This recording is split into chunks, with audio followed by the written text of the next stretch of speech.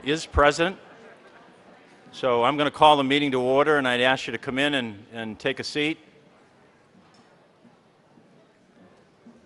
There's plenty of room up front here, and the bleacher section to my left, there's plenty of seats there. The bleacher section to my right, and I'll mention it a couple of times during the evening, is for non-voters. The bleacher section to my right.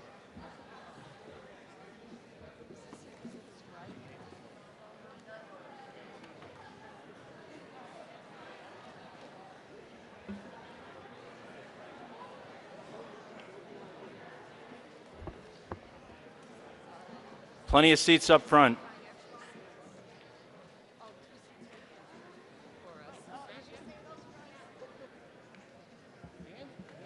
Where? Oh, Ian's here by yourself. So while people are taking their seats, I'm just going to make a few of our regular announcements. Obviously, no smoking in the building, no smoking on the property anywhere. I'd ask you please to shut off your cell phones, pagers, obviously unless you're emergency personnel. We will have a screen tonight, so for anybody who's hearing impaired, if you want to come closer to the front, we will have a stenographic record being put up on the front of everything that's being said at the meeting, live during the course of the meeting. You should have one of these voter cards, green card tonight, in order to participate in the meeting. If you don't have a green card, you got to be sitting in this non-voter section to my right. And anyone in that section that has a green card, you need to move to the floor, otherwise your vote will not be counted. The quick review of our rules of procedure. We have our own parliamentary procedure in Harwich. We have our own motion chart. It's in your warrant booklet at page 6. Some of our miscellaneous rules of procedure are on page 5. But the motion chart on page 6 shows you all motions that are in order at Harwich Town Meeting, whether they're debatable, whether they need a second, and the quantum of vote necessary to pass them. So I encourage you to take a look at that if you have a question about how we're proceeding with respect to motions. As to anything that we don't cover in our own rules or in our motion chart, then we rely as an outside source on town meeting time, which is the handbook of the Massachusetts Moderators Association. If you're going to make a motion tonight from the floor, I ask that you write it down. It's very important we keep a record of the town meeting. The town clerk, Mrs. Doucette to my left, is charged with that responsibility of keeping a record of the entire meeting, so I'd ask that anyone who makes a motion, I'm going to ask you to bring it forward. It needs to be in writing. When you're recognized, use one of the microphones. There are 3 out on the floor, one in the middle and one on each side. If I don't recognize you, please introduce yourself so people know, and again, so the record is clear as to who is addressing the meeting. You're also welcome to come up and use the front podium. This is not exclusively just for those of us that are up here. Anyone in the hall who wants to come up and use the front podium, by all means, that's your option.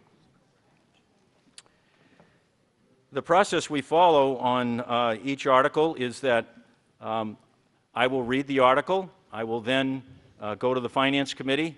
If they have a positive motion, they will make a positive motion, and then the article will be in order on the floor. If they don't have a positive motion, then I will look for a positive motion somewhere in the hall. From the petitioner or anyone else who wants to make a positive motion. If there is no positive motion forthcoming, I return to the chairman of the Finance Committee under our bylaws, and a motion to indefinitely postpone is then placed on the floor for your consideration. We'll follow that process with each and every article that we deal with throughout the warrant. There are several articles that I will not read in their entirety because of their length. And so I'm going to tell you what they are ahead of time, the ones I think we'll reach tonight. Article 4, the budget. I'm not going to read all of Appendix B. Hopefully you've had a chance to look at it. It is a line item budget, and it is Appendix B in the back of your warrant booklet. Article 9, which is the capital plan. Similarly, I will not read the entire plan. That was Appendix C in the warrant booklet, and there's a shorter one right after the article itself in the booklet if you want to take a look. Article 23, zoning bylaw for accessory apartments. I'm not going to read that in its entirety. I won't read 24 or 26, a couple of more zoning bylaw amendments in their entirety as well. So there'll be other articles I'll announce as we go along, but for the purposes of getting starting tonight, those are the ones that I do not intend to read into the record before we start. At this point, I'd ask for a moment of silence for a woman who was an integral part of town meeting since the year 2000, Joyce Roach. She worked in our Channel 18 staff. In fact, I think this is the first town meeting since 2000 that Joyce has not been behind one of the cameras that helped film the meeting. She was a great volunteer and kind of a fixture here at town meetings, and Joyce will be greatly missed. She passed away this past January. So if you'd rise with me and we'd have a moment of silence for Joyce, please.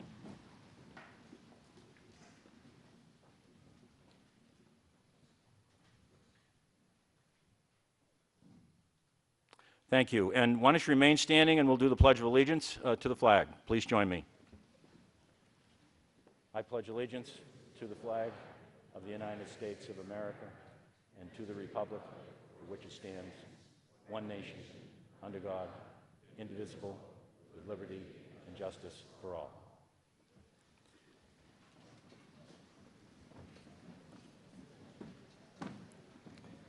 I got one other announcement I've been asked to make. South Harwich Meeting House is out there with coffee for you. They were also recognized, I want to announce to the meeting, by the Mass Historical Commission with a Preservation Award in 2019. They recognized the South Harwich Meeting House, one of our CPC projects here in the town of Harwich, for their Preservation Award this year. They were on the state list. I'll now recognize Mrs. Doucette for the return of the warrant, please.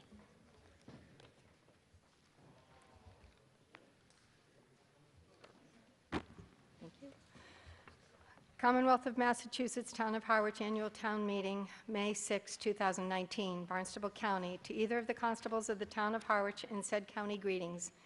In the name of the Commonwealth of Massachusetts, you are hereby directed to notify and warn the inhabitants of said town qualified to vote in elections and town affairs to meet in the Community Center Gymnasium, 100 Oak Street, in said town on May 6, 2019 at 7 p.m., then and there to act on the following articles. Hereof fail not to make return of this warrant with your doings thereon at the time and the place of said meeting given under our hands this 11th day of March 2019. Signed, Julie E. Kavanaugh, Chair, Larry G. Ballantyne, Vice Chair, Edward J. McManus, Clerk, Donald F. Howell, Michael D. McCaskill, Board of Selectmen. A true copy attest. Signed, David Robinson, Constable. April 18, 2019. By the virtue of this warrant, I have this day notified and warned the inhabitants of the town of Harwich qualified to vote in elections and town affairs to meet in the Community Center, 100 Oak Street, in said town on Monday, the 6th of May, 2019, at the time and the place for the purpose herein named by posting up attested copies thereon in the 4 post office buildings and in the Community Center in the town of Harwich, which covers all 4 precincts, at least 14 days before the time of said meeting as within directed, and causing an attested copy thereof to be published in the Cape Cod Chronicle, published in Barnstable County, and having its circulation in the town of Harwich. Signed, David A. Robinson, Constable. Thank you, Mrs. Doucette. I will now go to Article 1, to choose various town officers and committees. Customary article, Mr. Brown. I move this article be accepted and adopted. It's been moved and seconded that Article 1 be accepted and adopted. Is there any debate? Hearing none, I'll put the matter to a vote. All those in favor of the motion as read so signify by saying aye. Aye. And those opposed by saying no. It is a vote. At this time, the moderator makes the following appointments. I appoint Robert Furtado to a 3-year term on the Cape Cod Regional Technical High School District Committee. I appoint Robert Doan to a 3-year term as a trustee of the Caleb Chase Trust Fund. I appoint James B. Stinson to a 2-year term as a trustee of the Caleb Chase Trust Fund. and I appoint Ray Chesley, the building commissioner, as the surveyor of wood and lumber for a one-year term. Article 2, to hear reports of all town officers and committees for the year 2018. Mr. Brown. Give one to Anita. Get a motion first. Get that motion on first. I move this article be accepted and adopted. It's been moved and seconded that Article 2 be accepted and adopted. Is there any debate? Hearing none, I'll put it to a vote. All those in favor of the motion as read so signify by saying aye. Aye. And those opposed by saying no. It is a vote. I'll now recognize Mr. Brown, the chairman of the Finance Committee, for the Finance Committee report. By the numbers. If you go by the numbers, the FY20 request that will come before you this evening is a vast improvement over FY19. Last year, the Board of Selectmen presented town meeting with a warrant that included over $108 million in requests. The town's 7-year FY19 capital plan represented close to $90 million worth of future projects. This year, the numbers are much lower. This year's warrant has just over $84 million worth of requests, over $24 million less than a year ago, and the FY20 capital plan has less than $68 million worth of projects, or $22 million less than last year. But as we all know, numbers alone do not tell the story. This year, FY20 budget request is up over $4.7 million, or 7.2% over the FY19 budget.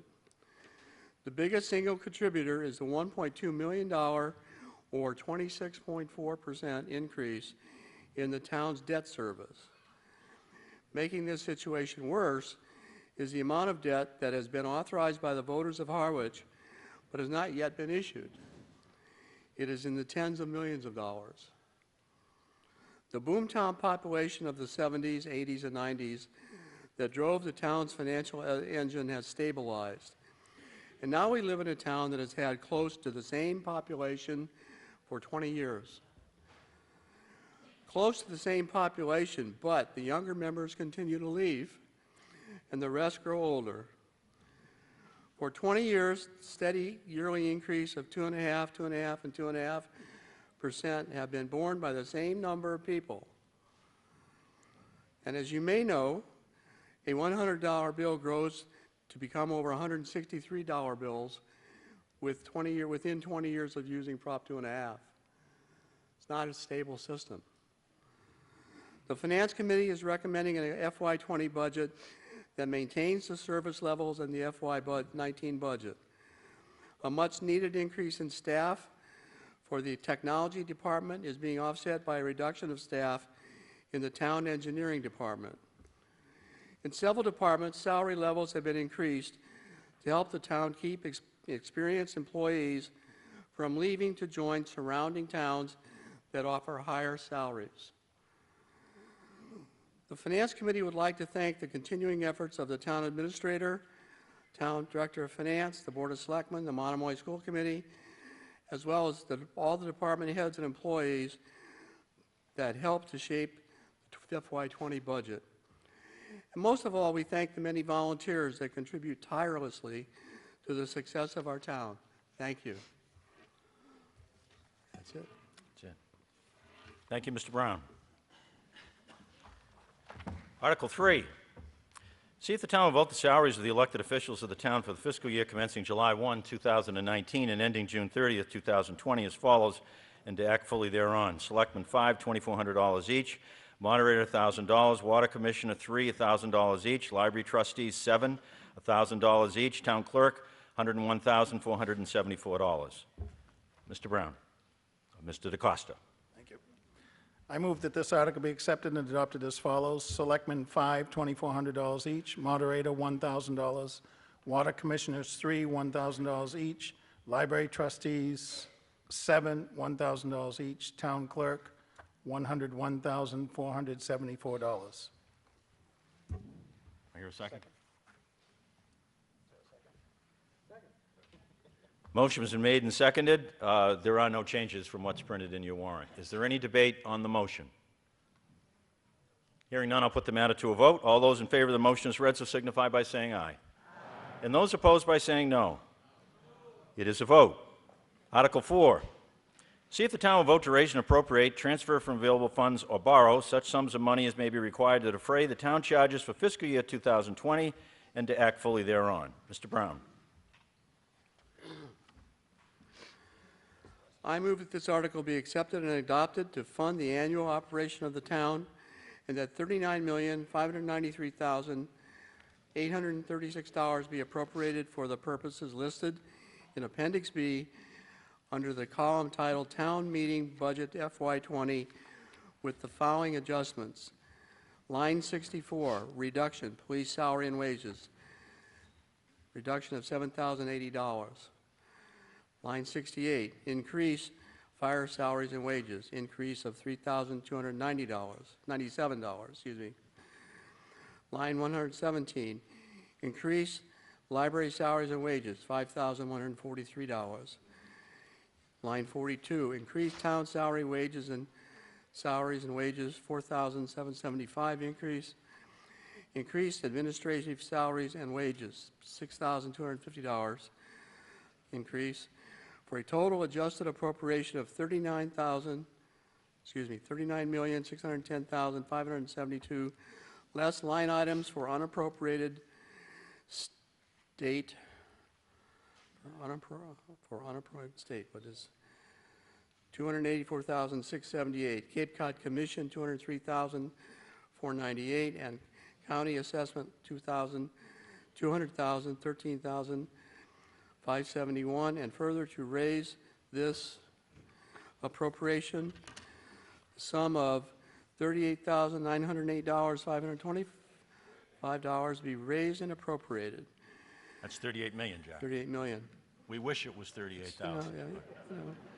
Here, there, and that $140,240 be transferred from free cash, and that $720,295 be raised and appropriated in the general fund operating budget and allocated to the water treatment fund for funding, and that $168,594 be transferred from the PEG, access, and cable related fund, and that $99,872 be transferred from the betterment and septic funds, and that $100,000 be transferred from the overlay surplus, and that $13,815 be transferred from the FEMA fund, and that $310,302 be transferred from the harbor, waterways, and mooring funds, and that $139,000 be transferred from the golf improvement funds. Further, to transfer from the proposed budget $150,000 out of health insurance budget into the other post-employment benefits trust fund created under Article 8 of the May 6, 2014 special town meeting. Thank you, Mr. Brown. We have a motion on the budget. It's been moved and seconded. There are 5 changes from what was printed in your warrant, so I'm just going to tell you again what those changes were because you're hearing them for the first time. If you go to Appendix B, which is in the back of your warrant booklet, the first change is under line 64, as Mr. Brown read it. That's police salary and wages, and it's a reduction of $7,080 in the salary and wage line item 64. The next one is line 68. 68 is fire department salary and wages. That is an increase, $3,297 increase. The next one is line 117. That's library salary and wages. That's an increase of $5,143. The next one is back to line item 42, town clerk salary and wages. That's an increase of $4,775. And the final one is line 26. Let's see, line 26 is administration salary and wages, and that's an increase of $6,250.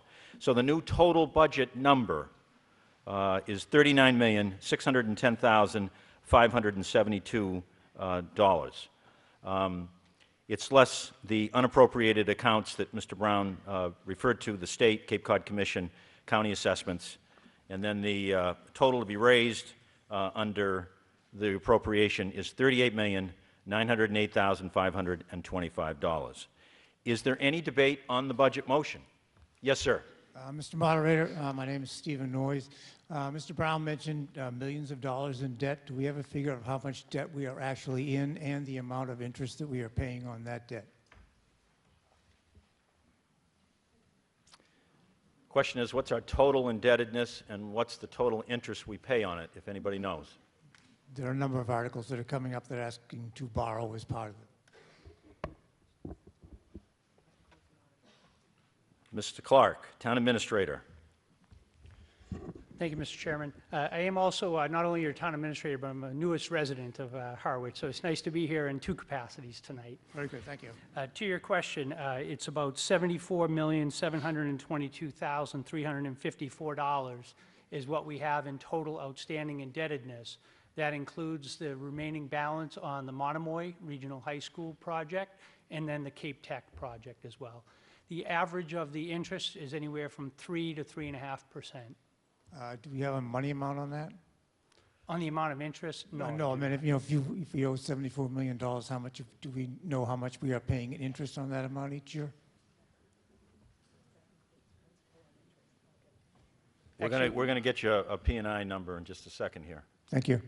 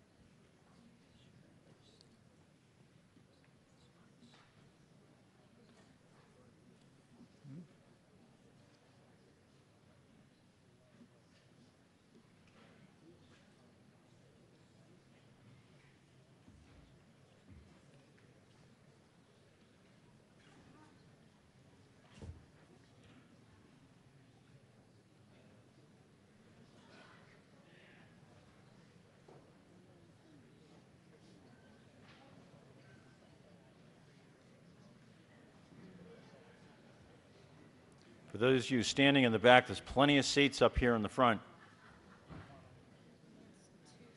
It's a bit like a church, full congregation, but the first few pews are empty here, so plenty of seats. Mr. Clark. There's a few different locations. That's why I wanted to try to make sure we had it accurate for you. That's okay. So if you go to line 140, you can see on Appendix B that that number is $5,881,628, which is principal and interest that's included. The amount that's owed, or the annual payment on the Monomoy Regional School debt is $1,055,000. And then the Cape Tech, the first year payment of that is about $910,000. And so that's the interest that's paid on those? That's interest and principal And in both principal. cases. Is there any way you can separate that out as to what is interest without the principal? Well, my question, Not on the fly. my reason for asking is there's a lot of borrowing questions in tonight's town warrant. And if the money has to go, that would get us maybe in further debt. And I'm just interested to know how much money's going out for interest for the amount of money that we're borrowing that could be used somewhere else rather than borrowing money. With the indulgence of the moderator, the chairman of the board has a presentation to make, and we did include in there what the average homeowner would have for their debt payments. So we did factor that out as part of the presentation that she will be making Okay. in a little And bit. this is, the chairman of the Board of Selectmen is required to present the budget to the town meeting. Fine. And because she has a figure in there, this is probably a good time to go to that. So you've been given the P&I numbers. Perhaps the interest is actually broken out in that presentation, and we'll see, sir. That'll be great. Thank you very much. Okay. So I'll now recognize Mrs. Kavanaugh, Chair of the Board of Selectmen, to present the budget as required under the Town Charter. Mrs. Kavanaugh. Thank you, Mr. Ford. Good evening. I'll just go through, and you'll see the screen above, and I'll run through the numbers for you. The operating budget by department to give you an overview of that breakdown. You can see that education is at 41.7% of the budget, general government 8.4%, public safety 13.4%, general insurance 1.2%, employee benefits 7.1%. State and county assessments, 5.4%. Debt service, 8.5%. Culture and recreation, 5.6%. And the Department of Public Works, 8.8%.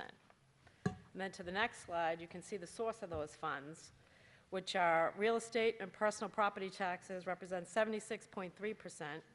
Local receipts, 18.8%. State aid, 1%. Free cash, 0.9%. Overlay surplus, 0.1%. Transfer from other funds, 2%. CPA funds, which is a land bank, 0.8%. Going on to the next slide, which shows you our municipal bonds and existing debt, gives you the overview from 2020 to 2026. So you can see in 2020, follow along with the color code. I don't know how well you can see it, but betterments represent the lighter blue, the darker blue. General government is the dark green. Wastewater is the lighter blue. CPA is the brown. Harbor is the middle blue. We've got a lot of blues. Schools is a lighter brown. Golf is the gray. Public safety is the green, and water is the yellow. So you can see from 2020 going that the debt slightly decreases as you go, follow 2020 to 21 to 22, down 23, 24, 25, and 26. So overall, that's our municipal bond existing debt. All municipal debt, which is our next slide, existing and authorized and unissued and proposed, again in the millions, 2020 to 2026. Existing is in the blue, authorized and unissued is in the orange, and proposed is in the gray. And again, you can follow along and see that it slightly decreases in 2021, but then continues to climb in 2022, 23, 24, slightly decreases in 25 and 26. A lot of that impact you're seeing is, due to our borrowing for the sewer phases, which I'll get into a little further along in this presentation. And just to remind everybody, the sewer project is not something we chose to do, but something we're mandated to do. The estimated tax impact. The estimated tax impact on existing and proposed tax supported inside and outside of Proposition 2.5. Again, 2020 to 26.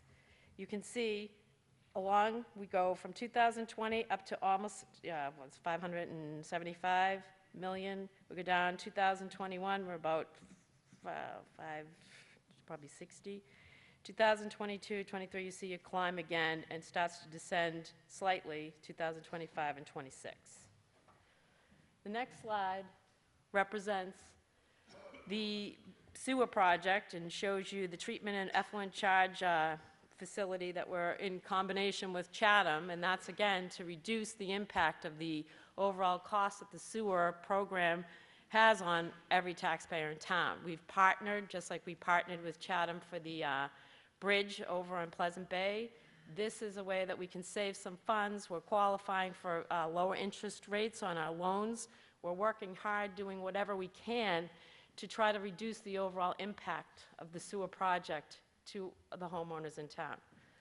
The next map shows you, and I'll read this, it's pretty difficult for you all to read, but the pink shows phase 2 of the sewer project, which is really East Harwich.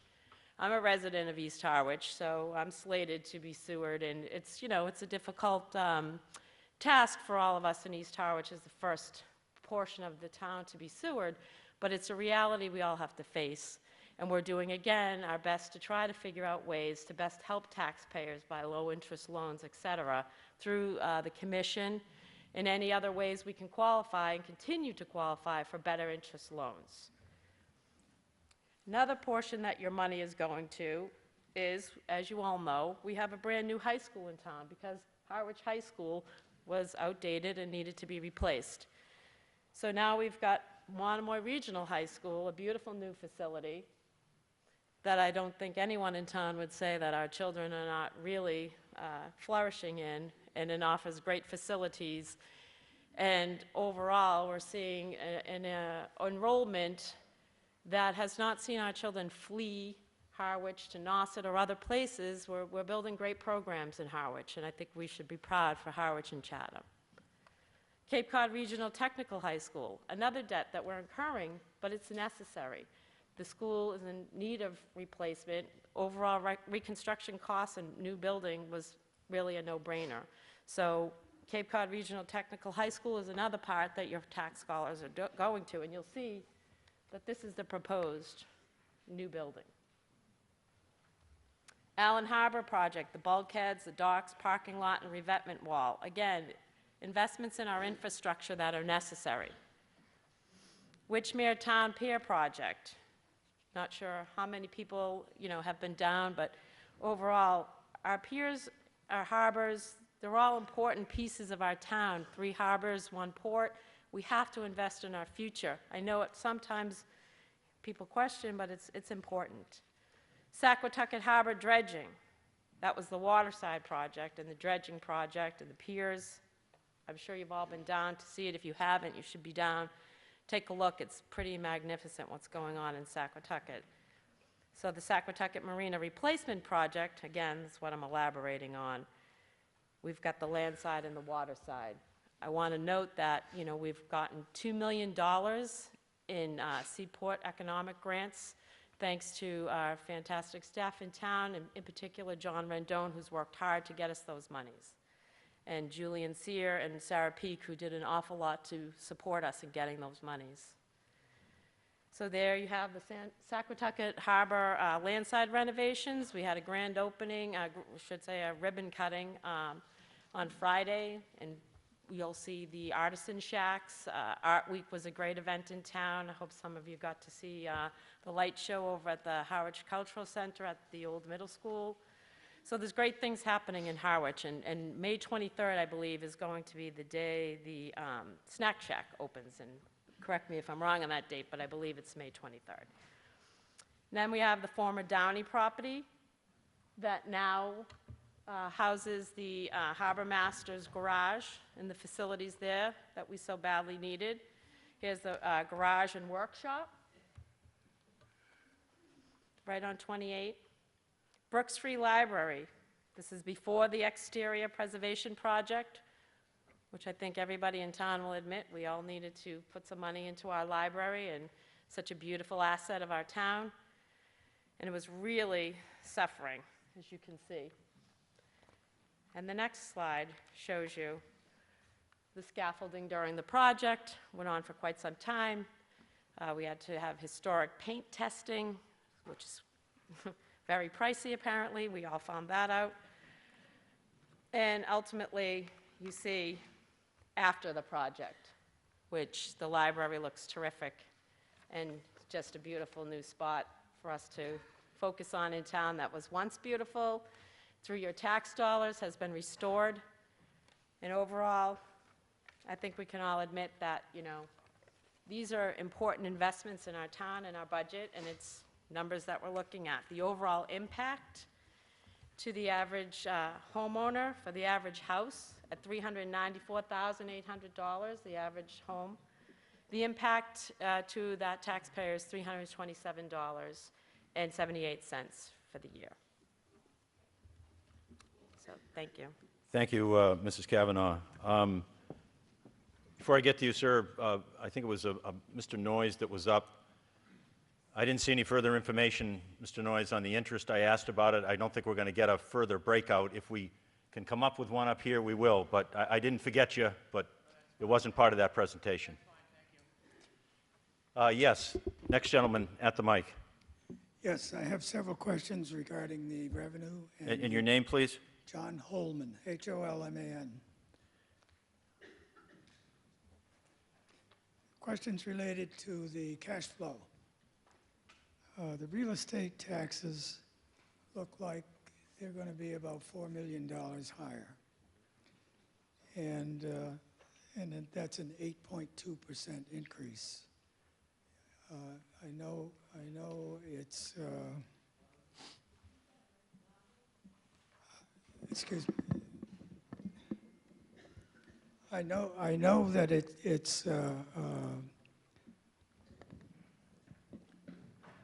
necessary to finance all of these expenses, but I'm looking at sources of revenue, and the biggest thing that stands out to me is that I'd like an explanation, actually, from someone who can explain what other local receipts are Okay. and how it came to drop by $3.2 million between last year and this year. Okay. Anyone want to take a stab at that?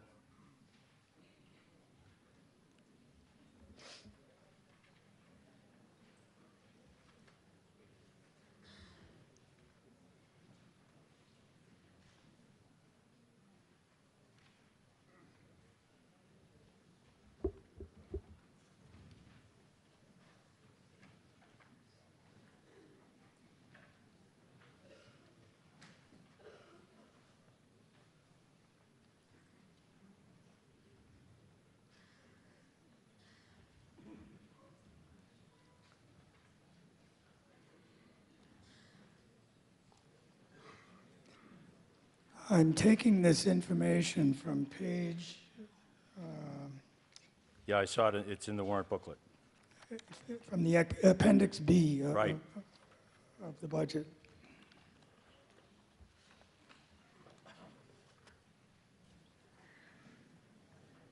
It's under the column Budget Revenues, Other Local Receipts. It's on the page right before the itemized budget. So the question, Mr. Clerk, from Mr. Holman, what accounts for the reduction in other local receipts? Yeah, I just wanted to, through you, Mr. Chair, Mr. Moderator, just in terms of the numbers for the overall increase, the debt excluded amounts, so that's Proposition 2.5 allows for 1.1 million. We have 300,000 for growth, and then on general excess override, excess levy, there's 392,000. For the total of all the debt exclusions that you saw up here, that was about 4.6 in terms of that number. The Monomoy debt was 1.658, and the Cape Cod Regional Technical School was the 908. I'm having Carol look for the detail on the other. I think I may need just a minute or two. Yes, okay.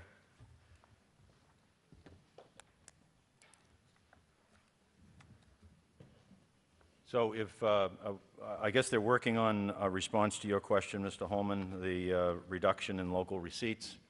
Do you have another comment or another question? Yes,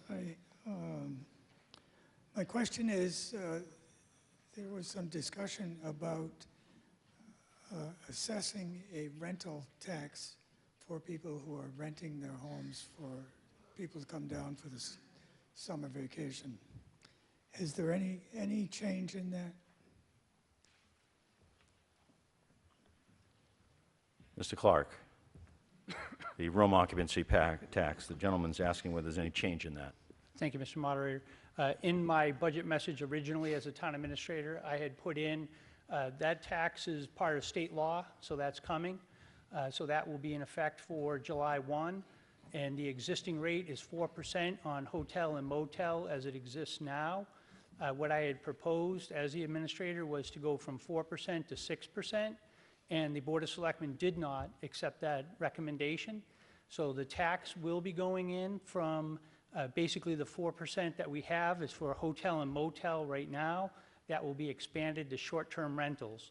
So any rental over 14 days but under 60 consecutive days The Department of Revenue will not allow us to count that revenue yet until we actually get it in, and we will be able to count that in next year's budget. So we do not have a good indication in terms of how much money that will generate for the town, and we will have to wait and see until the Department of Revenue starts to collect it. The reason why we don't know is the Department of Revenue would actually do the collection, not the town. Any further questions, Mr. Holman?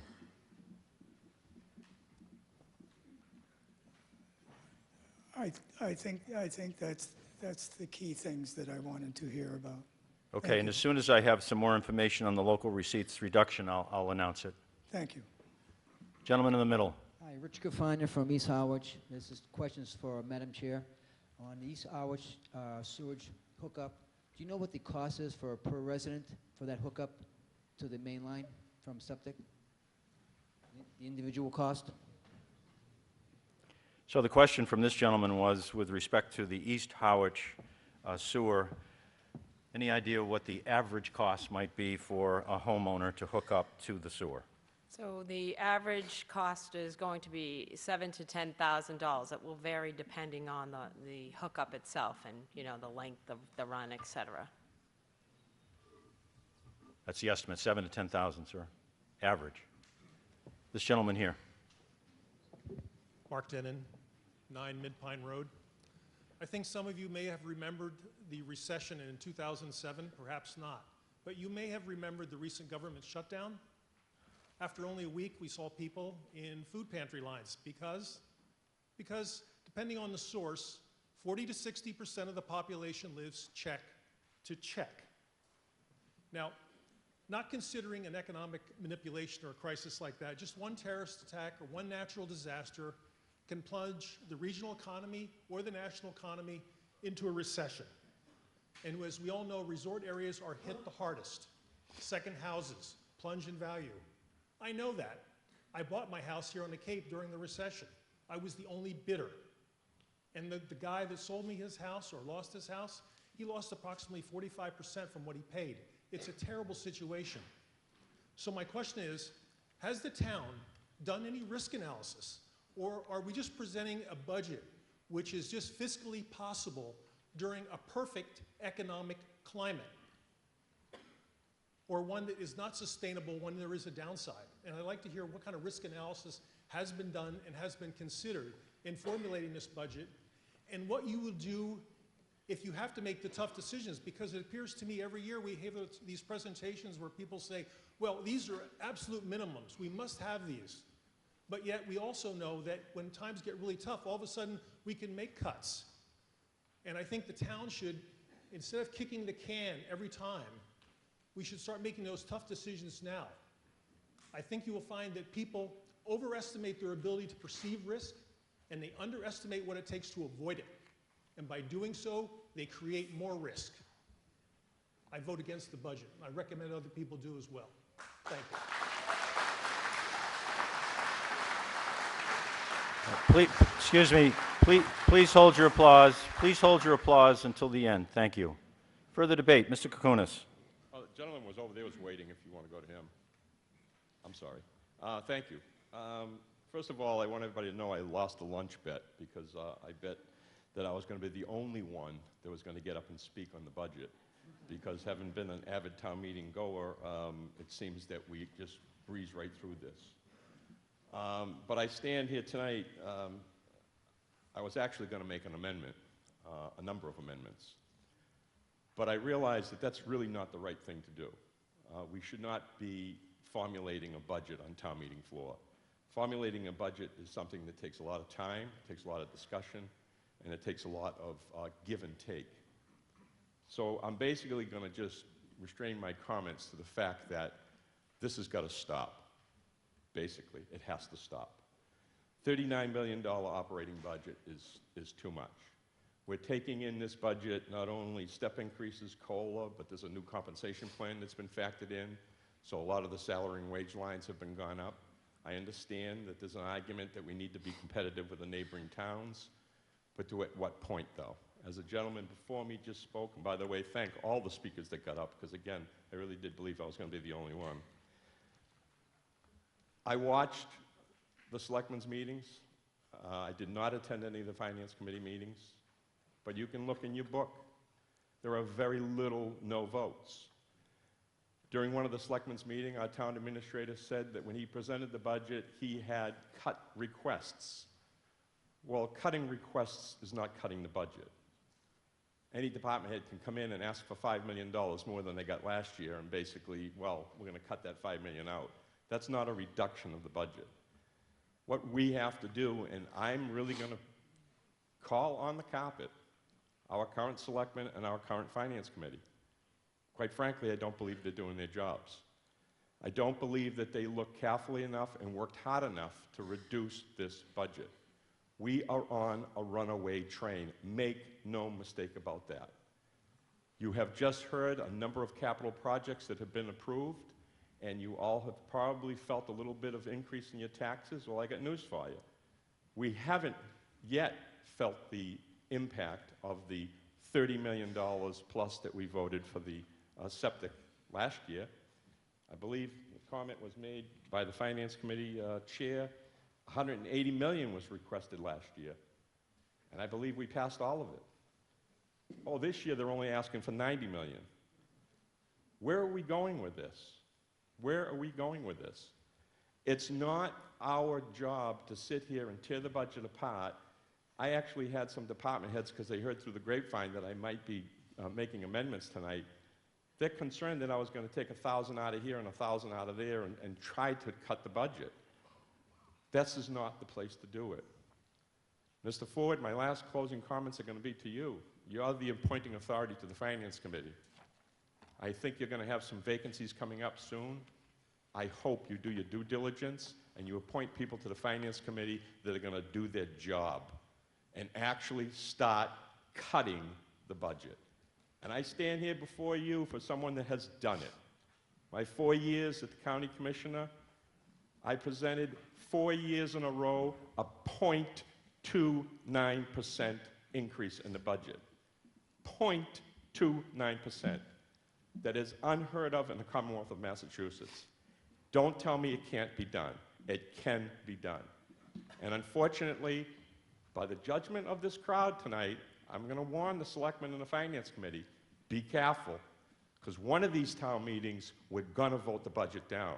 And I don't know what's going to happen at that point, because I'm not sure of how the town's going to operate, whether they just use last year's numbers and move forward, or whether they're going to have to call a special town meeting to get the budget approved. We are on a train wreck. And if we don't start saying enough is enough, and this is the place we have to do it. Thank you.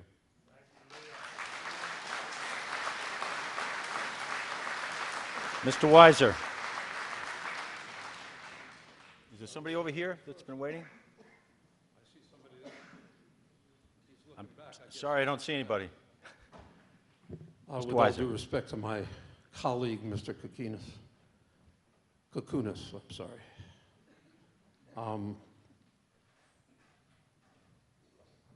I think the attack on the work of the Selectmen and the Finance Committee is unwarranted. Yeah, go ahead. I think the chairperson of the Select Board made a presentation that indicated very clearly that we are not on a runaway train. We are on a gradual slope that is required by our obligations under the sewer issues, that we are going to have to increase our spending moderately over the next few years in order to cover those expenses. And this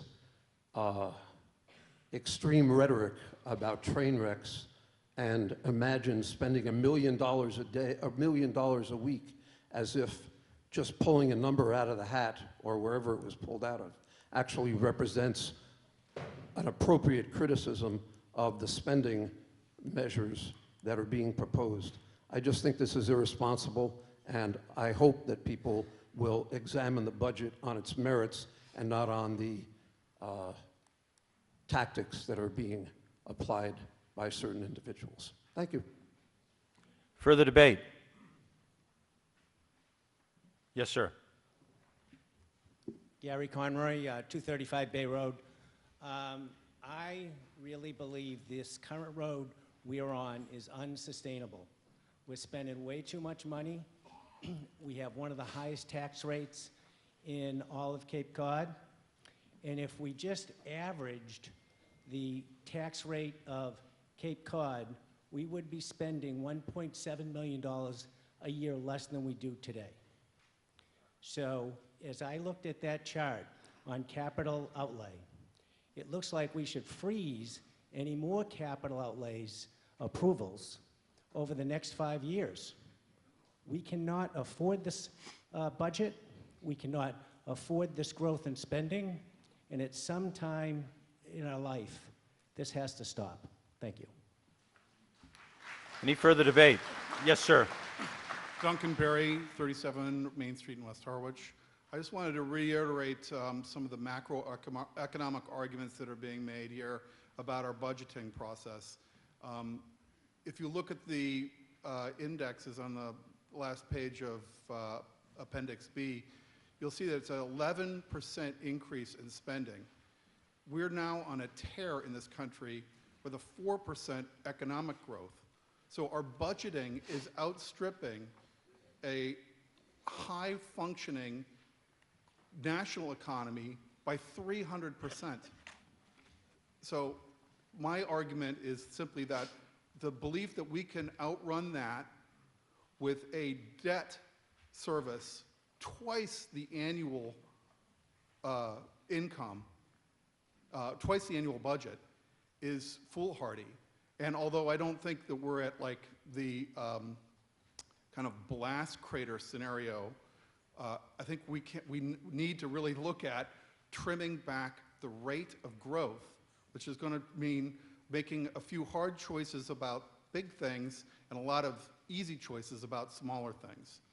I don't know how that proceeds in the way we go ahead in the future, but I think that, you know, maintaining perspective on macroeconomic forces is imperative. Thanks. Further debate? Yes, sir. My name is Sandy McClarty. I live at 210 Pleasant Bay Road in East Harwich. And I'd just like to make a few comments that I believe we can afford this budget. The question is, who is we? I think young families trying to live here on the Cape have a hard time being a part of that we. So the question is, what kind of community do we want? Do we want a vibrant community that is alive, or is it just going to be, you know, wealthy people that can retire here? Nothing against them, but to have a broad community, I think, is healthy. I moved back to the Cape from New Jersey, where I paid 5.25%. I don't know, I'm not an accountant, but I believe we pay 0.9% here in Harwich. So it can get a lot worse.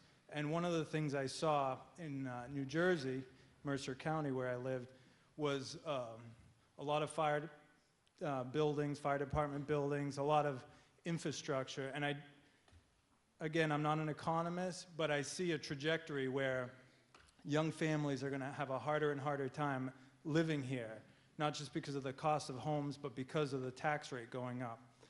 I paid more in taxes in New Jersey than I did in my mortgage for a small house, and what I saw is the value of homes were actually depressed because of the high tax rates. Just want to throw that out, ask the question, yeah, I'm sure we can afford this budget. I don't think it's the end of the world, but we're creating a community by these decisions, and try to think of the young families that are trying to live here and raise a family. Further debate? Looks like you're ready for a vote. Again, the motion before you is that Article 4, which proposes to adopt Appendix B, the budget. Sorry, I had a little bit of debate to propose. Excuse me? I had something to say. Are you a voter? No. Well, then you're not recognized. Okay. Are you a student? Yes. Would you like to address the meeting? Sure.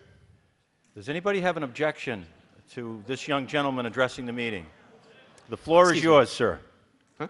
The floor is yours. All right. Your name first. Hayden Casterlin. Okay, go ahead. So I'm new here. I moved here last fall, and I'm looking at the structure of this town, and I realized that it's based off of sort of a weird fallacy that I noticed. It's that, I mean, this is pretty much all Cape, but here's the problem with the budget increase that I see, is that as a country overall, and this is a broader picture, but it, you know, falls down to this level.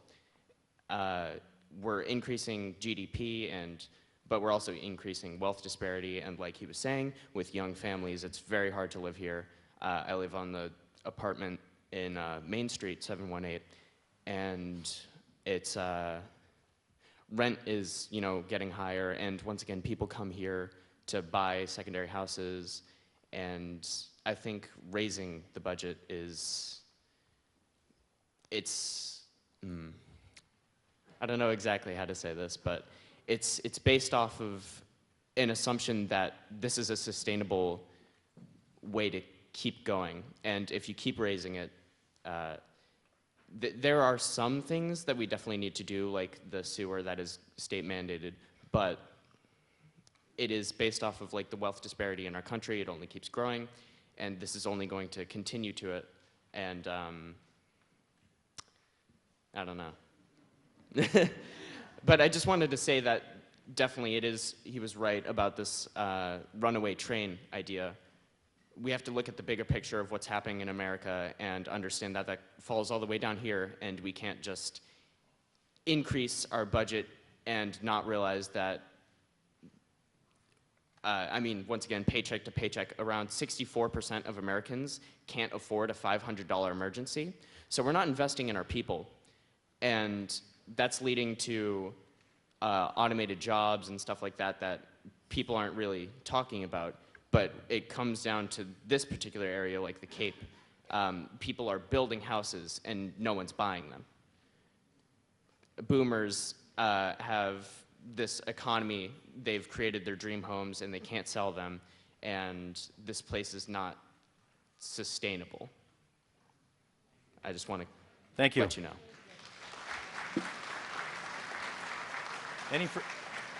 Any further debate? Okay, the motion before you was that Article 4, Appendix B, be accepted and adopted. There were 5 changes. I read them. If anybody needs to hear them again, I'm happy to repeat them, but I think I went through them with you to each line item. The total adjusted appropriation is $39,610,572. And it is proposed to come from the various sources as laid out in the motion. All those in favor of that motion as read, so signify by saying aye. And those opposed by saying no.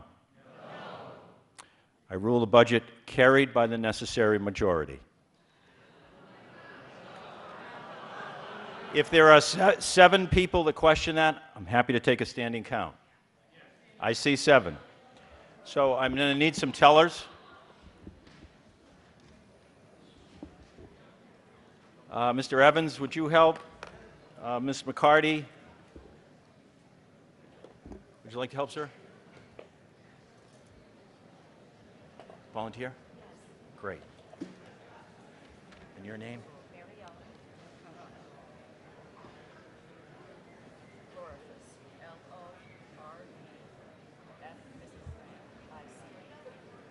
Thank you. Okay, we have clickers.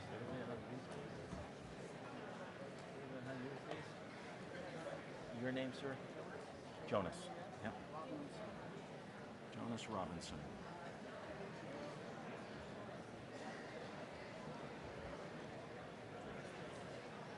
You all got those? They're all set on 0?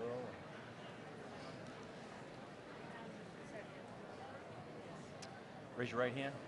Do solemnly swear and affirm that I will faithfully and impartially discharge and perform the duties incumbent on me as a teller. Great. Okay, so Tom, I'm going to have you do the floor on this section here, okay? Including the people on the back wall. Yeah, so take it. Yeah, as a matter of fact, why don't you do the back wall so we don't mix it up? You do the back wall. Mary Ellen, the table here and the 2 bleacher sections on the left.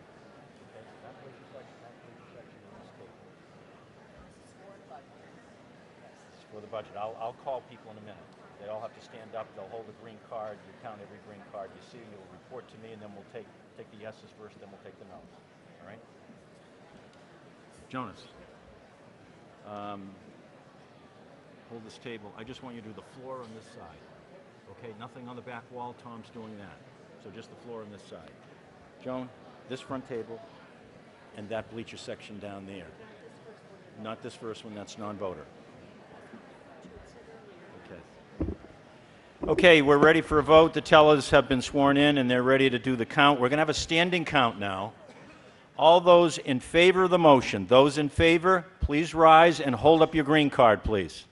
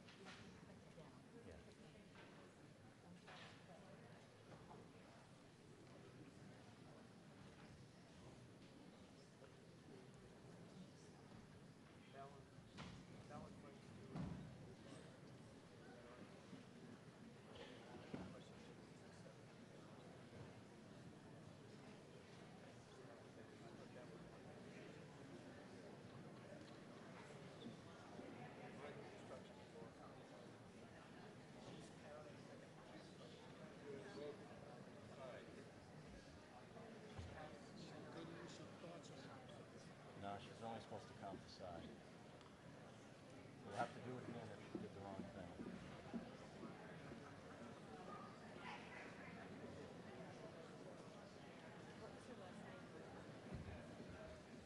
Lauren Face.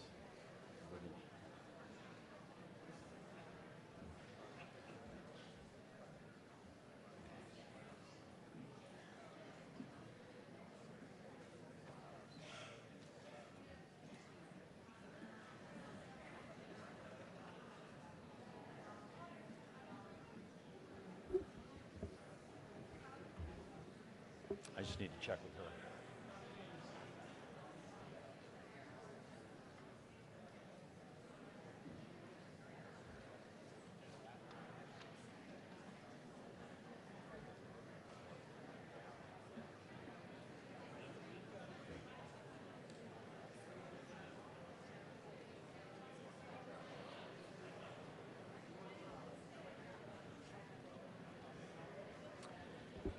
Okay, Mrs.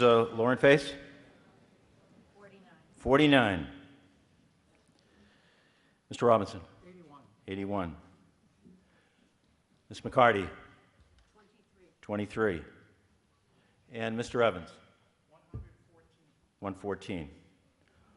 All those opposed, those in opposition to the motion on Article 4, please rise and hold up your voter card.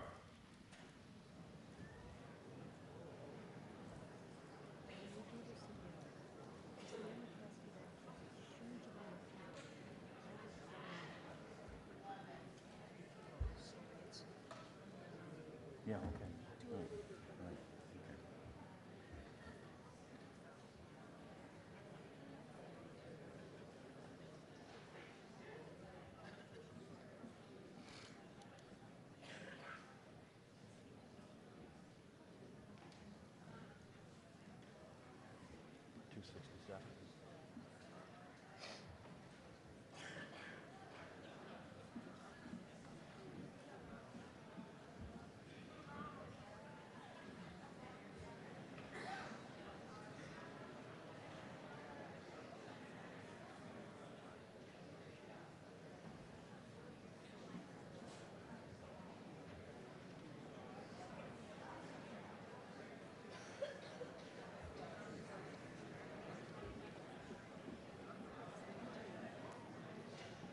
Ms. McCartney, 17. 30. Ms. Lauren Face, 30. Mr. Robinson? 98. 98?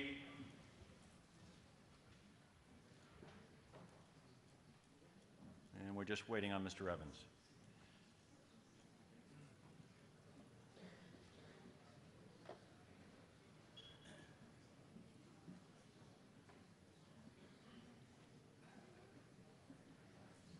Mr. Evans? 88.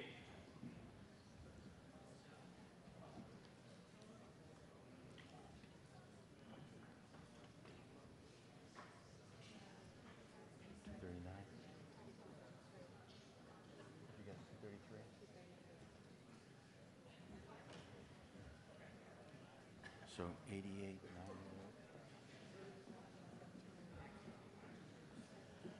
17. So 267, 233. Those in favor, 267. Those opposed, 233. The motion carries. We're now on Article 5. See if the town will vote to raise and appropriate, transfer from available funds, or borrow such sums of money as may be required to pay for the Monomoy Regional School District assessment for fiscal year 2020 and to act fully thereon. Mr. Costa. I move that this article be accepted and adopted totaling $26,643,415 to fund the FY 2020 annual operating budget of the Monomoy Regional School District, and that $26,244,621 be raised and appropriated for this purpose, with additional said sum of $398,794 to be transferred from free cash for a portion of the capital items and extraordinary expenses of the Monomoy Regional School District budget for the fiscal year 2020. Total budget, $26,643,415. Second. Motion under Article 5 is moved and seconded. The total budget amount is $26,643,415. Is there any debate on the school budget? Mr. Conroy. Okay, I have another question. X amount of years ago, we merged the school systems. Have we realized some of the efficiencies that we talked about when we embarked upon that journey? Number two, is the school facilities being overused or underutilized? And number three, is there a potential to get more partners into this Monomoy School District to lower the cost?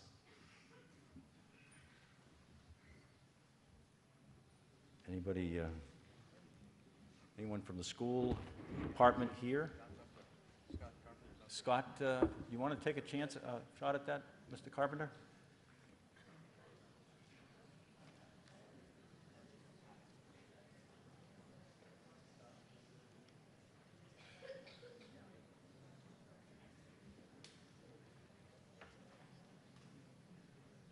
I believe we have our superintendent of schools here.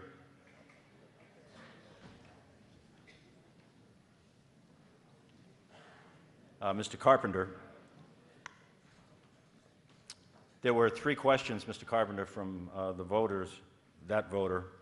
One, are the facilities being used efficiently, underused or overused? And is there any possibility of getting additional partners? And have we realized any savings as a result of the regionalization? Mr. Carpenter.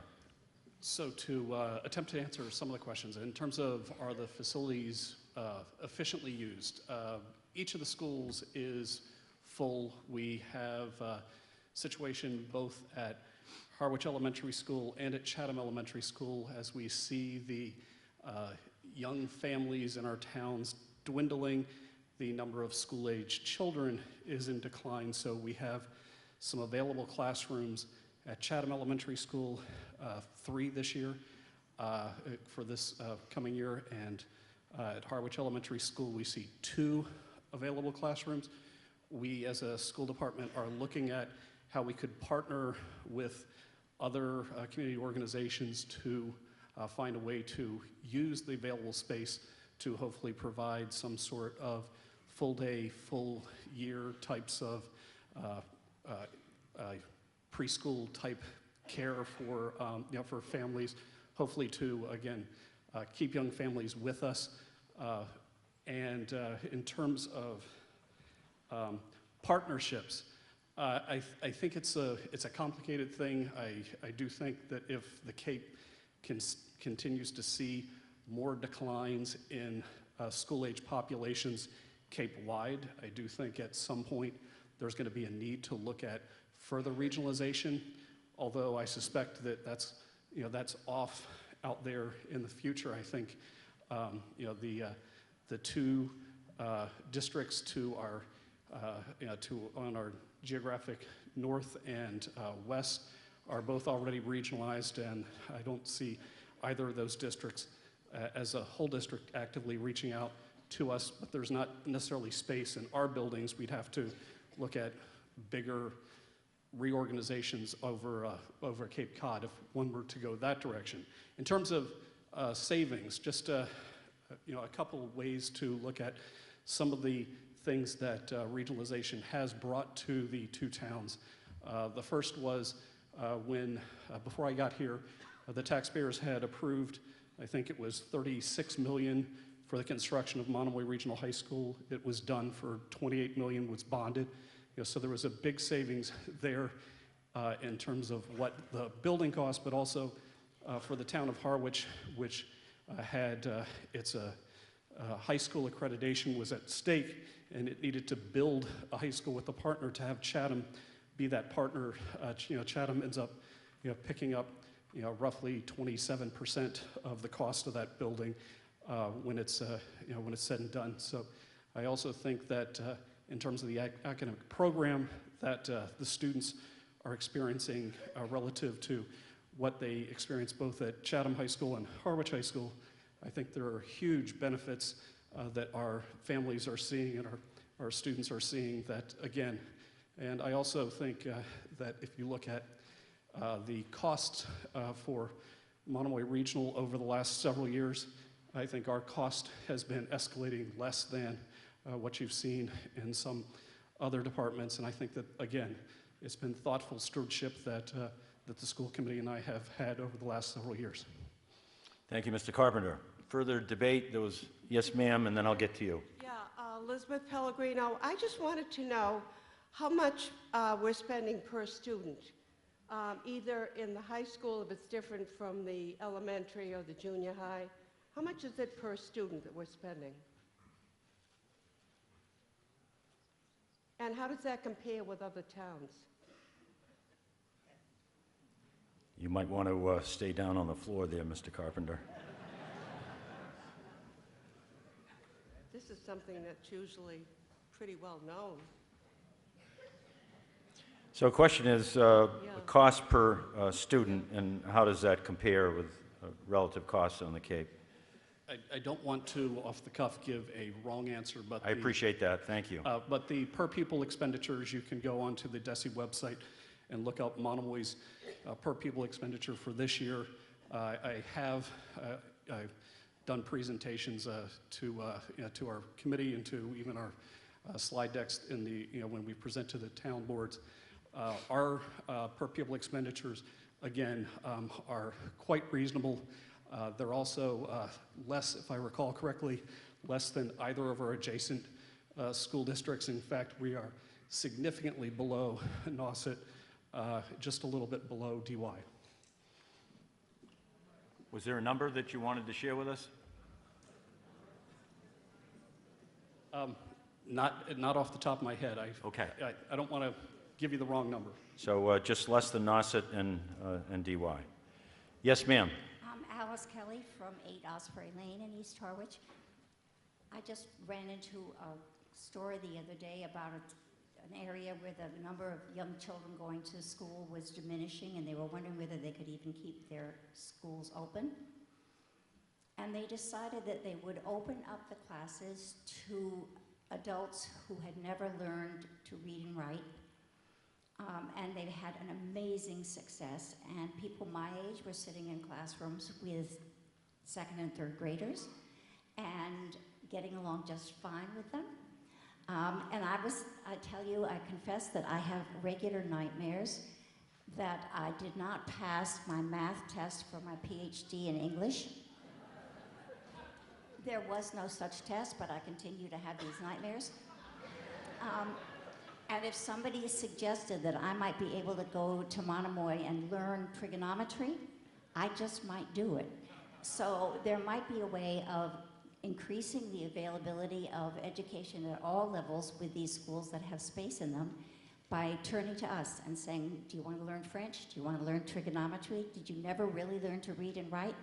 Come to our school and see if we can't make a good use of the space in ways that are creative. Further debate on the school budget. Looks like you're ready for a vote. Motion before you is accept and adopt. The total budget number is $26,643,415. All those in favor of the motion as read so signify by saying aye. Aye. And those opposed by saying no. The motion carries. Article 6. See if the town will vote to raise and appropriate, transfer from available funds, or borrow a sufficient sum of money as may be required to pay for the Cape Cod Regional Technical High School District Assessment for fiscal year 2020 and to act fully thereon. Mr. DeCosta. I move that this article be accepted and adopted to fund the FY 2020 annual operation of the Regional Technical High School, and that $2,332,198 be raised and appropriated for this purpose. Motion is made and seconded under Article 6. The number is $2,332,198 be raised and appropriated. Any debate? Looks like you're ready for a vote. All those in favor of the motion as read so signify by saying aye. Aye. And those opposed by saying no. The motion carries. Article 7. See if the town will vote to raise and appropriate, transfer from available funds, or borrow such sums of money as may be required to defray the Water Department operating budget for fiscal 2020 and act fully thereon. Mr. Brown. I move that this article be accepted and adopted to fund the annual operation of the Water Department, and that $4,444,866 from water receipts with the following adjustment: increase salaries and wages by $5,888 to operate the Water Enterprise Fund for this purpose. Salaries, $1,345,273. Expenses, $1,477,196. Debt, $741,102. Indirect costs, $720,295. OPEB, $50,000, for a total of $4,333,866.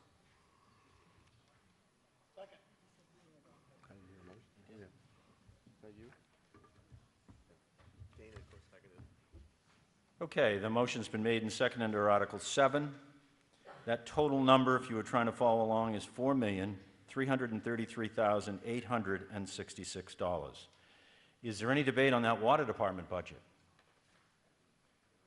Looks like you're ready for a vote. All those in favor of the motion as read so signify by saying aye. Aye. And those opposed by saying no. It is a vote. Article 8. See if the town will vote to raise and appropriate, transfer from available funds, or borrow such sums of money as may be required to defray the Wastewater Sewer Department operating budget for fiscal year 2020. Do I have a motion? Mr. DeCosta. I move that this article be accepted and adopted to fund the annual operation of the Wastewater Department Sewer Enterprise Fund, and that $125,000 be raised and appropriated from taxation, and further $100,000 be transferred from free cash for this purpose. Motion made and seconded under Article 8. There is a change here. The article referred to it as a department operating budget. There is no department operating budget for this, as I understand it. The motion refers to Wastewater Department Sewer Enterprise Fund. So this is going into a sewer enterprise fund. And the amounts are $125,000 be raised and appropriated from taxation, and $100,000 to be transferred from free cash for this purpose. Any debate on Article 8? Looks like you're ready for a vote. All those in favor of the motion as read so signify by saying aye. Aye. And those opposed by saying no. The motion carries. Article 9. See if the town will vote to adopt the capital plan for the ensuing 7-year period as adopted last year by the town meeting, with new fiscal year 2026 as proposed by the Board of Selectmen and set forth below or as amended by vote of the town meeting, and to act fully thereon. This is Appendix C, and I indicated at the outset I would not read in its entirety. Capital Plan's Appendix C. Mr. DeCosta. I move that this article be accepted and adopted to outline capital projects over the next 7 years. Motion on Article 9 is accept and adopt. Any debate? Mr. Moderator. Yes, sir. My name is Ralph Smith. I'm a permanent resident of the town of Harwich. I move to amend the capital plan to take out the proposed $131,000 to reimburse the town for funds that were not authorized to be spent for initial work on and to complete construction of the pet burial ground.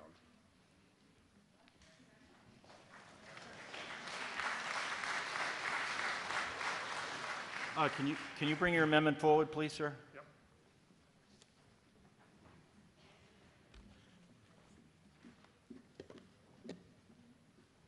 Oh, I see. I've got to go to Appendix C, though. Hold on just a second.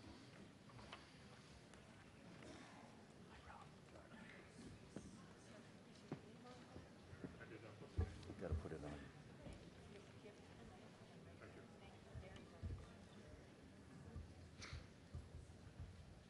And it's for FY20. Okay.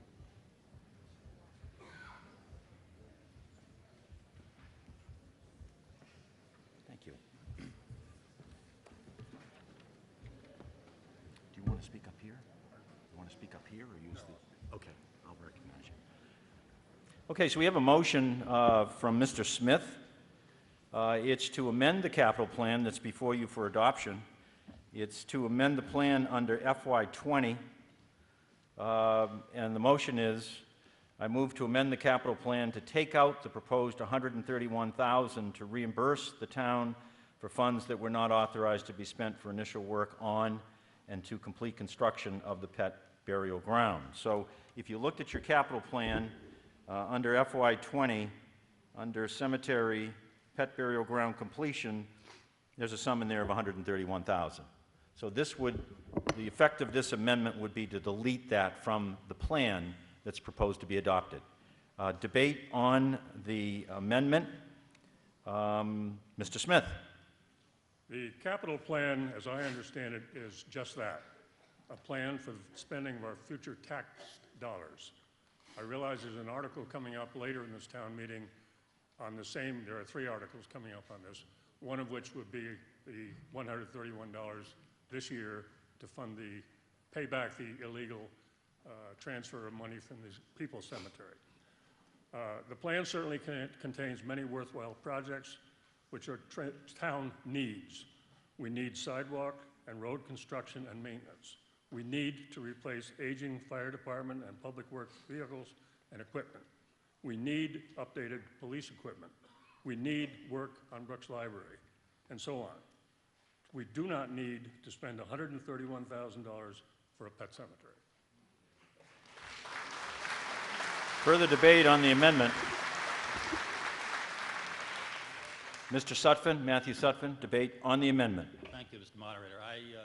I stood up anticipating to the same statement, and I'm standing here supporting it fully. It's clearly an elective, and clearly the sense of the community is that electives need to be considered more keenly, and I would invite everybody to take this opportunity to give the town $1 million by voting this down. The lots could be sold, reduce the tax burden, offer work for young people in town, and clearly pets will be buried without the help of the town of Harwich. Thank you. Further debate on the proposed amendment. Mr. Kukunis. Thank you, Mr. Moderator. I rise in not support of this motion for 2 reasons. One is I've stood in front of this mic for the last probably 10 years now and told you people this is not a capital plan, this is a capital budget. And the reason why it's a capital budget, because after we vote on this amendment, I have some other issues with this. It's because we can throw things in anytime we want. We do have an Article 36 coming up, which is going to change that back to the way it used to be, where it requires a 2/3 majority vote to change the plan. That is a capital plan. So I rise that I don't want to change it here on town meeting floor with a majority vote, because I don't think it's proper, number one. Number two, We have shown now our leaders, the Finance Committee and the Board of Selectmen, that we are very concerned of our tax dollars. There's a lot of talk about the pet cemetery, and we will probably get into it, I'm sure, in depth as those articles come forward. But this needs to remain in the plan for two reasons. Number one, if in fact those articles do get passed, then it's the right thing and proper thing to do to have it in the capital budget so that we're anticipating it, number one. Number two, you've got to realize that, again, although the term was used that funds were illegally spent, with all due respect to the administrator and to our department head for the cemetery, I clearly felt personally that it was not illegally spent. I was under the impression that land under the care and custody of the cemetery department could in fact use the funds that we, town meeting, give them to do that maintenance. But there is a legal definition, and I guess I've agreed with our esteemed attorney a number of times, I've disagreed with him a number of times, that in fact those funds should have only been spent on human burial grounds. So this, by leaving it in the plan, it's going to allow us to correct that. I'm going to call it a mistake. I don't think there was anything, again, there was no malice in this. No one stole money from us to do this. It was just a belief that we thought we could spend those funds on that particular thing. I will save the rest of my comments for the pet cemetery as we move forward and we discuss that particular article. But again, I think in all due respect, I think we should leave it in the plan at this point for no other reason to at least have the mechanism and the ability to, I think I'm going to use the exact term that's in the book here, it's reimburse, because some of those funds have already been expended. Thank you. Further debate just on the amendment. Yes, sir. Good evening, Mr. Moderator. Bob Piantadosi, Harwichport. I'm sorry, what was your last name, Bob? Bob Piantadosi, Harwichport. Mr. Kahunas he articulates this very, very well. But I think I'd like to take us back to where we were a little bit earlier. And I think this is a good opportunity to look at the $131,000 as another statement that we are very concerned about our expenditures. And not, wasn't mentioned earlier, we've got a $40 million, I'm sorry, the term? Unfunded liability sitting out there. Thank you. So this may procedurally, may not be precisely the way to do this, but I think it's the way we like to implement our concern about how we're spending money. And $131,000 may seem like a lot, but I think it's the first step to where we start taking control of this budget. And irregardless of pet cemetery, I know that's going to come up for a big debate, and I've written about that, and people know that. But I think we need to continue on this path and vote this particular amendment in. Thank you. Further debate on the amendment? Yes, ma'am. Sorry, I've recognized this woman over here. Thank you. Sally Mahoney, Birch Drive, Harwich. I am against the amendment because it is in the capital plan, and I think the warrants later this evening can address it better than this amendment. And also, I do support the pet cemetery in general. Just thinking of the various millions and millions and millions of dollars for the schools, for the Saquatucket harbors, for the tennis courts, and just want everyone to keep in mind that there's an awful lot of people in our town, they don't use currently the schools anymore. Maybe their children have grown or they don't have any. They may not have a house with a yard to bury their pet. So I just want to ask everybody to just wait till we actually get to those articles, because it's really, of all the social services and things that we do for people in this town and provide for them, materially, protection, structurally, roads, this is a small amount of money that provides would if it goes through, could provide a lot of support and well-being and quality of life for people who've lost a member of their family and don't have a place to bury it in their own yard. So if we could just not do the amendment right now and deal with it later. Further debate, and let me just caution you, we're not voting on whether to proceed with the pet cemetery or not under this. This is simply whether or not the capital plan should be amended to take this item out. We will debate fully and completely the question of the pet cemetery in another article.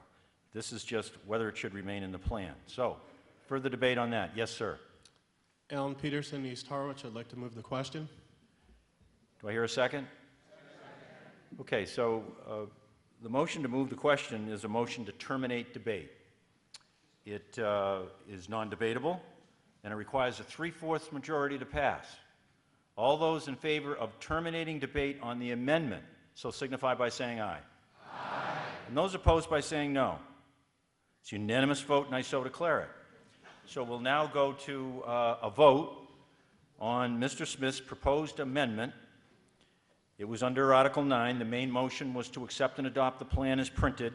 He brought one amendment, and that was to delete from the plan, under Cemetery Department, the year 2020, the proposed $131,000. All those in favor of the amendment as proposed, so signify by saying aye. Aye. And those opposed by saying no. No. If the tellers are in the hall, I'm going to take a standing count.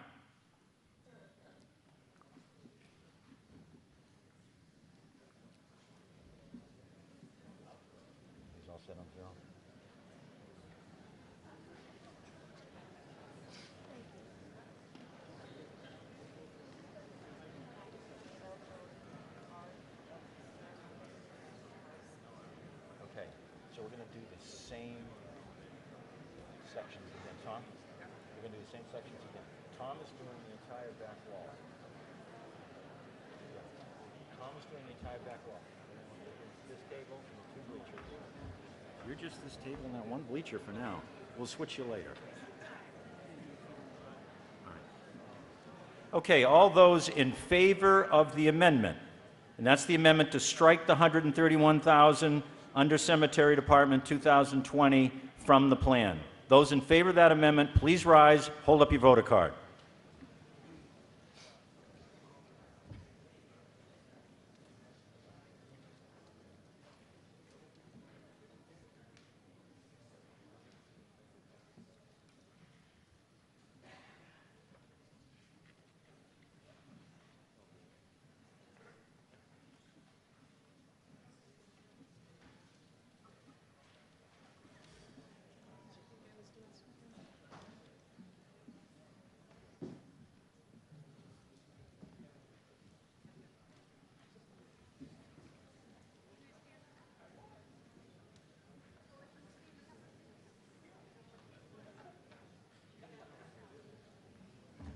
Ms. McCarty.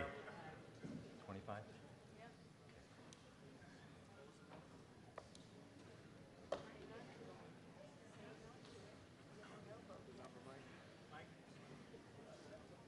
$25.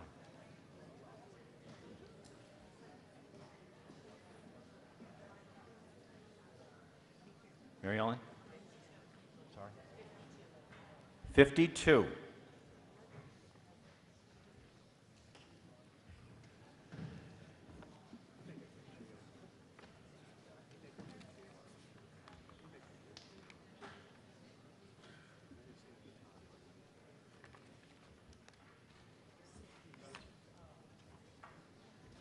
Mr. Johnson. I'm sorry, Mr. Robinson. 125. Mr. Evans. 129. 129. All those opposed to the amendment, please rise and be counted. Hold up your voter card, please.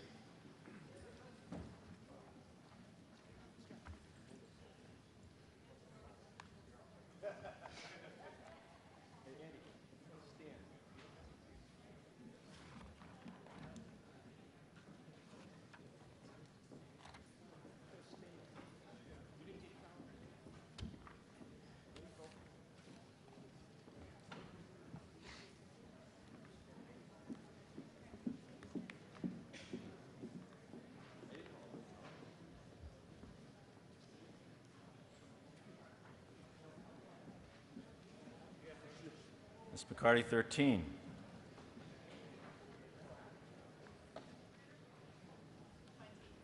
Mary Ellen, 20. Mr. Robinson? 48.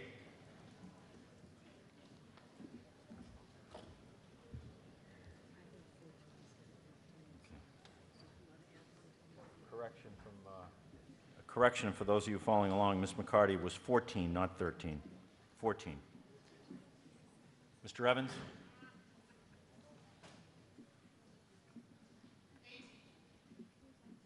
I'm sorry? 80?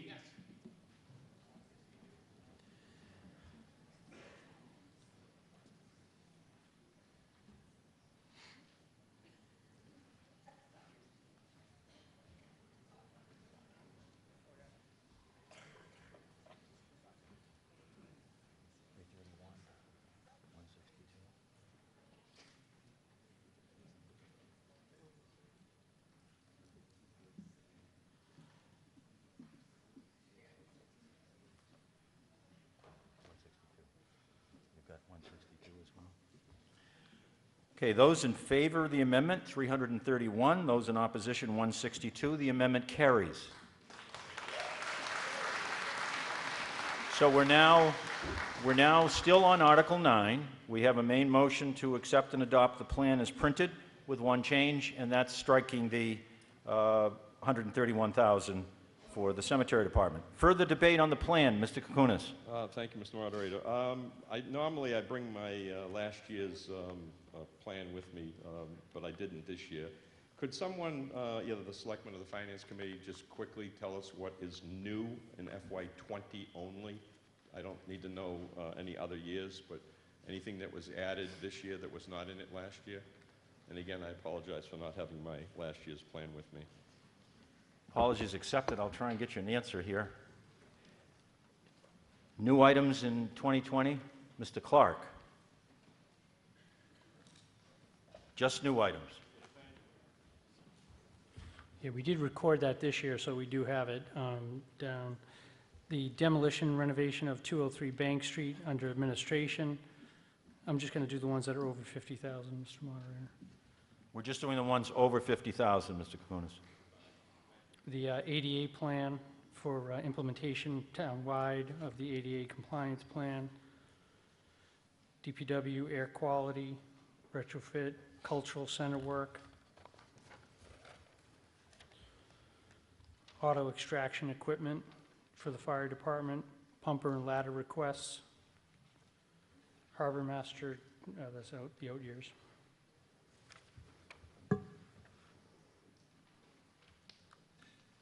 Town beach lifeguard stands. And in the water department, there were several changes. The Lothrop Ave line replacement was changed to the Pleasant Lake fill pipe replacement, T1 generator, purchase of equipment, purchase of a Ford Super Duty truck, main replacement on Lothrop, that's an out years, Station 8 generator, and Phase 1 discontinuance of pipes per the master plan. Further debate on the main motion under Article 9. Yes, sir. Yes, ma'am. I'm sorry. Hi. Carla Burke, Harwich Board. I spoke with Mr. Clark, our town administrator, earlier today about one of the items on the capital plan.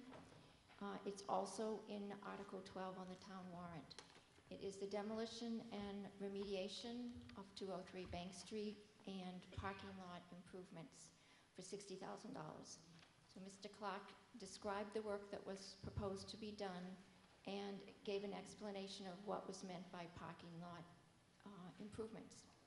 So through you, Mr. Moderator, I'd like Mr. Clark, if he would please, for the record, just tell the town meeting what he told me today, particularly explaining about the parking lot improvements, so we can all be clear on that. Thank you. So question from this voter to you, Mr. Clark, regarding the parking lot plan. Thank you, Mr. Moderator. One of the things we're trying to avoid is if we have which item is this under 2020 so the voters can follow along? under administration demolition remediation 203 Bank Street. Okay, so it's the looks to me like the fourth item down. The fourth item down, If you're correct. following along under Appendix C, it's 60,000? Yes. Okay. Yes. Go ahead, Mr. Clark. So just in terms of details, we are in the process of relocating the facility down to the harbor. That building will become vacant. If the building becomes vacant, we will have extensive costs in the insurance field to do vacant building coverage. What this article does is two things. There was a environmental assessment done. There was asbestos found in the tiles, the floor tiles. There was asbestos found in the caulking around the windows. $30,000 would go in and remediate that, and then $30,000 to actually demolition the building and haul it off. So even though the description said parking lot improvements, it probably isn't a true reflection. It's just demoing the building and making sure that we leave it safe so people going onto the site wouldn't be hurt. Further debate on the main motion under Article 9, capital plan. That's quite all right. Is it Mr. Conroy? Yes. Okay. I'm sorry. You're still Mr. Conroy. I think I am. Okay. Okay, so I have a few questions on the cultural center. What year did the town meeting approve the concept of a cultural center? Does anyone have an answer for that? Mr. Clark. Town meeting has been, through you, sorry, Mr. Moderator, through you, Mr. Moderator. Town meeting does appropriate a fund or a amount of money to subsidize that operation. In terms of care and custody of that facility would fall under the town administrator in terms of assets of the community. And we did propose, administration did propose to the Board of Selectmen, and the Board of Selectmen did adopt that when the schools turned the building over to us to make it into a cultural center. So it's been under the authority of the Board of Selectmen and the town administrator for the use in its current capacity. Right, but the town meeting never approved the concept? That's right. Okay. And one other question, did the town meeting a few years back approve some other use of that facility? I believe from recollection that there was a ballot that was put out for alternative uses, and then it was put at the ballot. That was housing. And so my point is, you know, a few years ago, we were going to sell this building as part of the Monomoy School District consolidation. Now we're spending hundreds and hundreds of thousands of dollars to keep it. Maybe we should move the cultural center to some of the empty classrooms. Thank you. Any further debate on the plan? Ms. McCarty. Yeah, it annoys me to death that we had a non-binding referendum to tell what the town wanted. We voted, it was a landslide for not having a cultural center, and all of a sudden, we don't matter. Whatever the selectmen decide to do, and Mr. Clerk, we now have a cultural center that we're taking money in our budget. And somebody was saying about the cemetery, it's only $131,000. That's not an only. We're spending a lot of money that we don't have, and now we're funding hobbies. So I can go there and rent something for a minimum fee, and the town will pay for the rest. It doesn't make any sense at all. And we just keep on doing that. Every time we turn around, somebody says, well, we'll ask you what you think, but it really doesn't matter because we're going to do exactly what, even though it's not the majority, we're going to do it the way we want it. Thank you. Further debate? Yes, ma'am.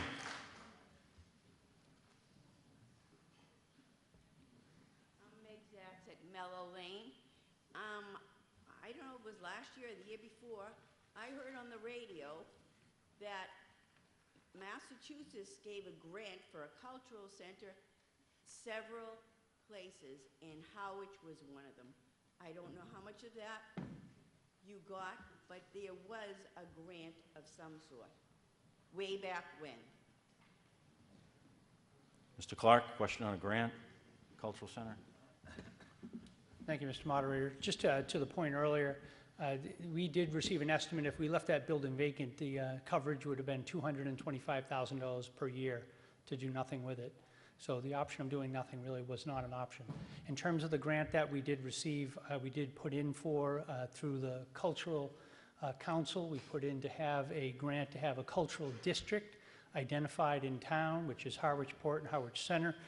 We did receive an approval to do that. I want to say it was in the neighborhood of about $10,000 for promotion of cultural areas, cultural districts. Further debate on the motion whether to adopt the capital plan. Yes, ma'am. I'm Christine Banks. I'm from Harwich Center area. I'm also the president of the Guild of Harwich Artists. I'm also on the Harwich Cultural Council, which gives out grants to our theater people, our writers, our actors, our artists, our sculptors, so on and so forth. I mean, the Harwich gives out these scholarships, and the state, the Massachusetts Cultural Council, also does.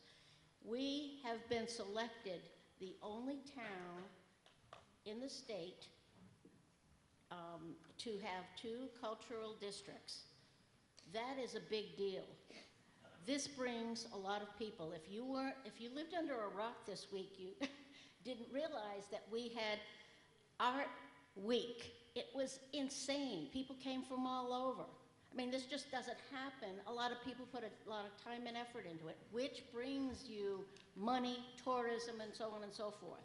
This just doesn't happen by itself. It happens because we're all looking to gain culture in our area. So don't tell me we're doing crafts. That's not what this is about. Further debate on the plan. Further debate on Article 9, the comprehensive plan. Yes, sir. Rich Gafania from East Harwich.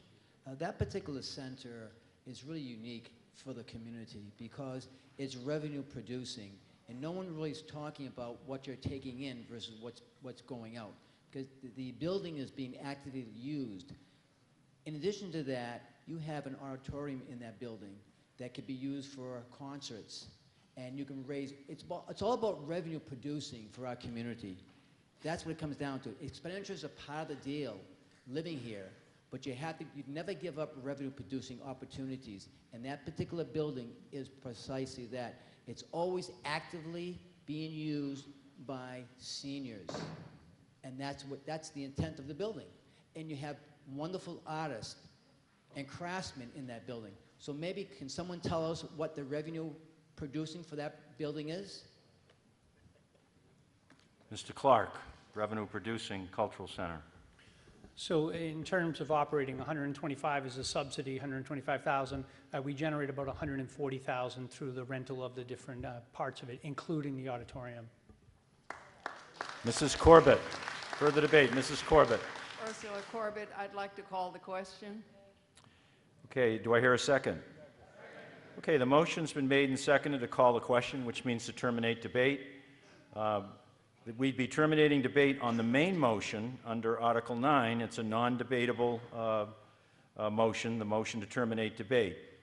All those in favor of terminating debate so signify by saying aye. Aye. And those opposed by saying no. It's a unanimous vote, and I so declare it. So we'll now go to the main motion on Article 9. The motion is that the capital plan be accepted and adopted as printed with one exception, the amendment that was passed to delete the $131,000 under the cemetery department for the pet burial ground completion. All those in favor of the motion as read so signify by saying aye. Aye. And those opposed by saying no. The capital plan carries. Article 10.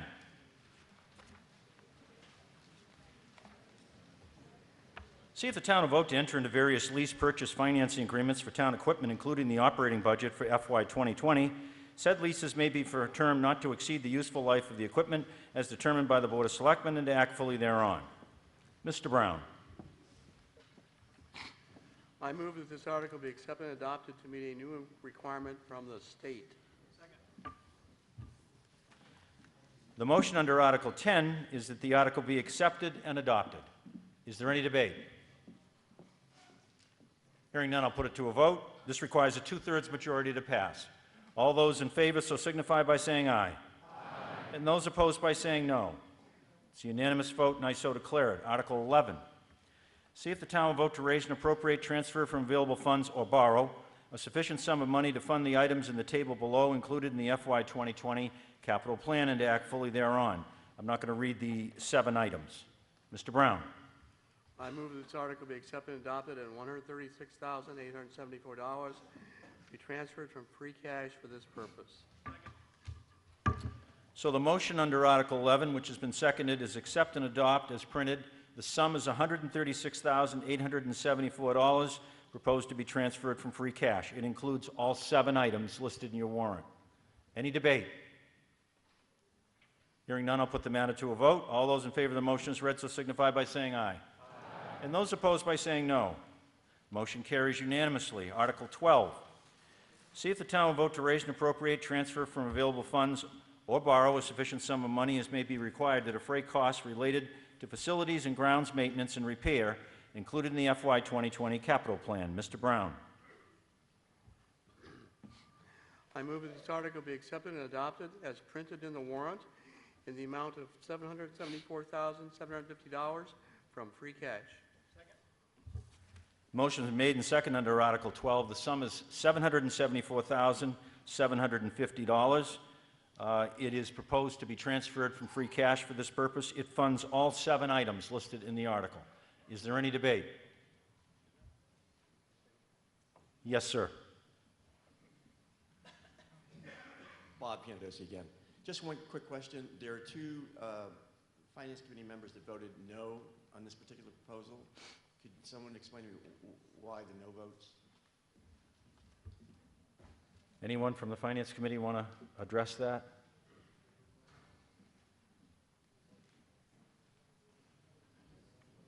Don't see I've got any takers. Maybe the 2 are not here. I don't know. Any of the others who voted in favor, remember what the thoughts and reasoning of the 2 voters were that voted against it?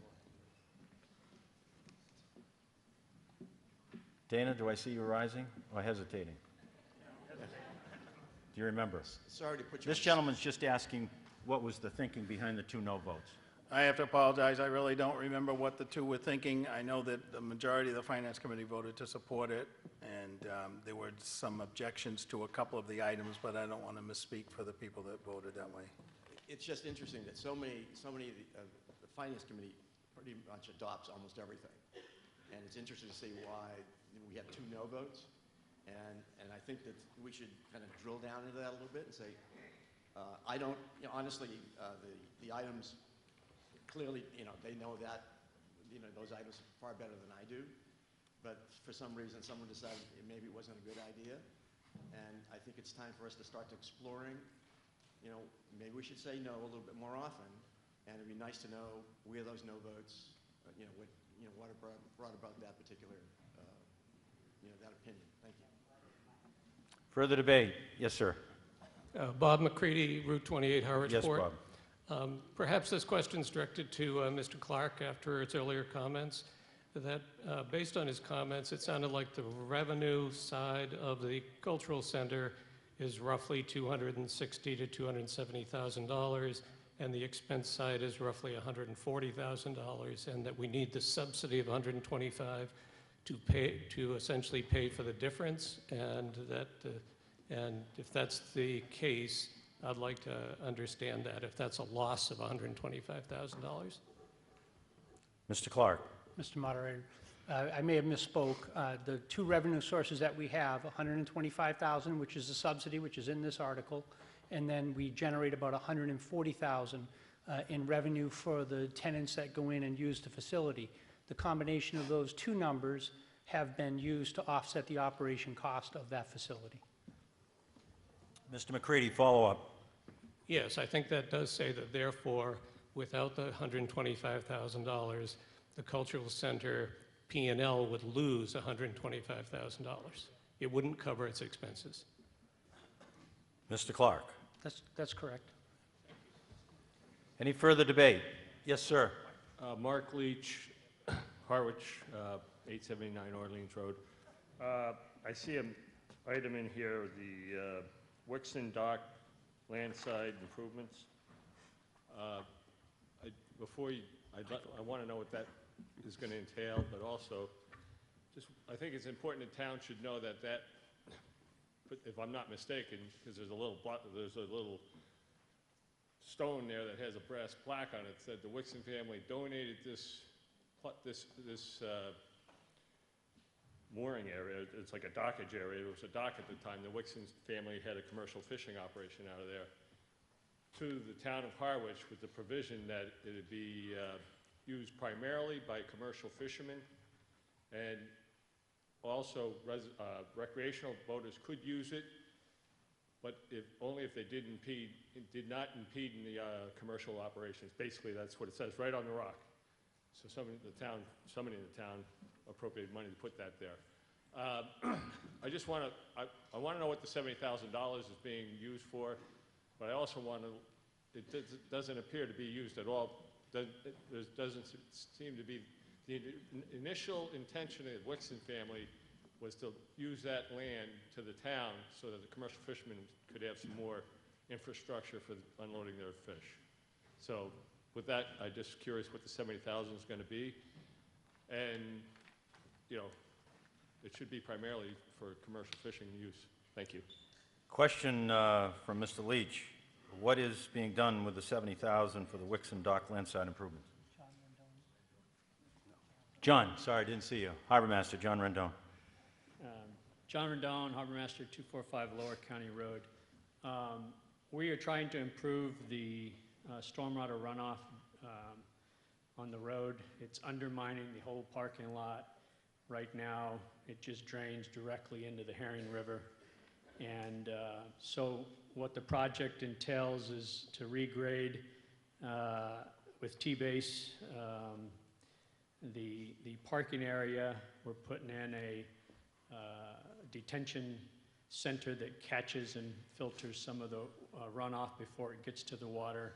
It's intended to try to protect the marsh bank area that is getting dug up through the poor drainage issues.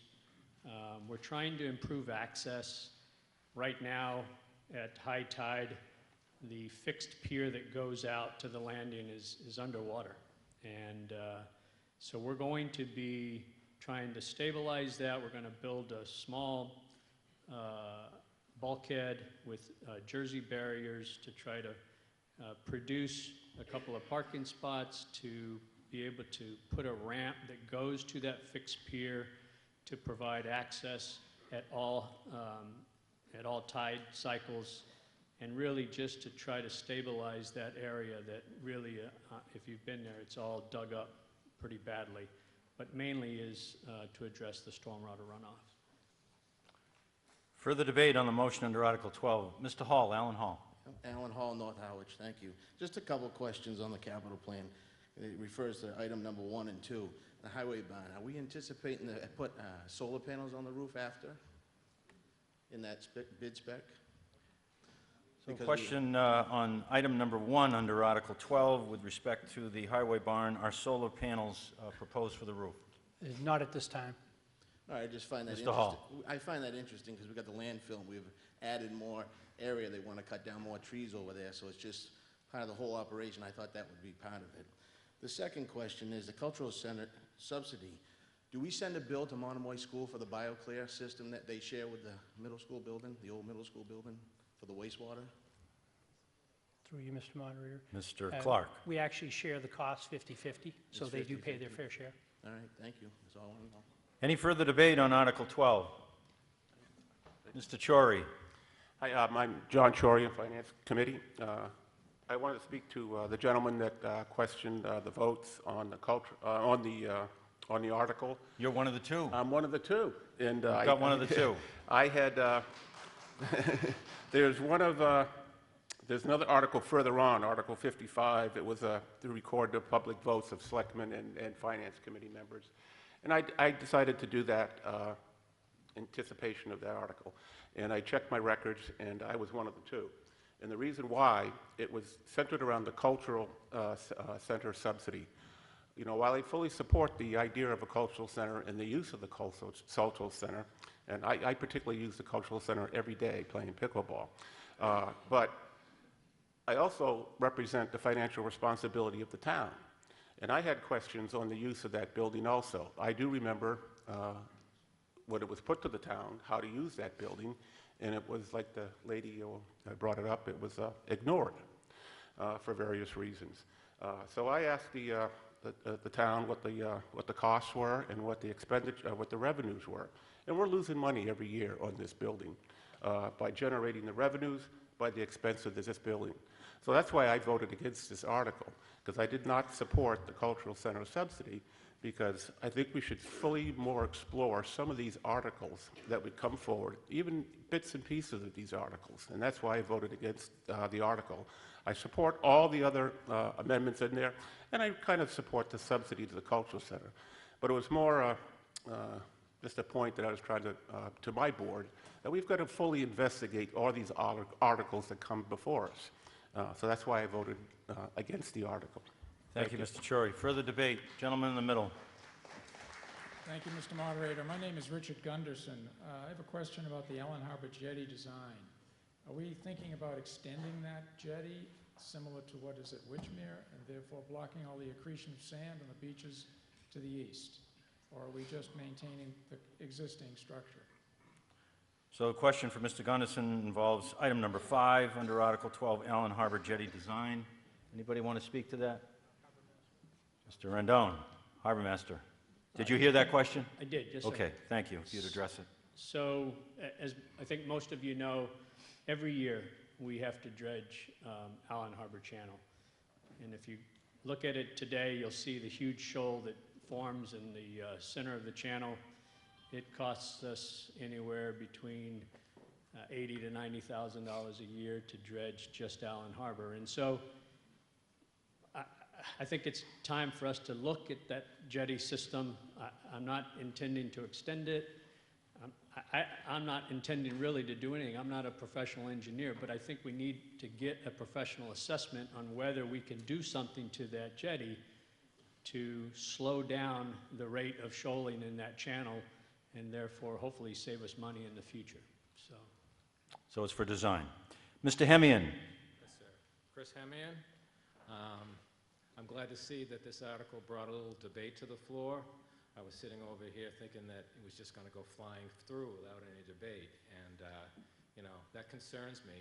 The article is $750,000, and you've got some other articles coming up, kind of like customary articles, the purchase of equipment and trucks and all have you. And you know, I was having a discussion with somebody today. Due to the situation that we're in with our debt, wouldn't it be refreshing if for 1 year we just took 1 year off and didn't buy any trucks and stuff like that? Or maybe sharpened our pencils and whittled some of these things down, because this stuff adds up.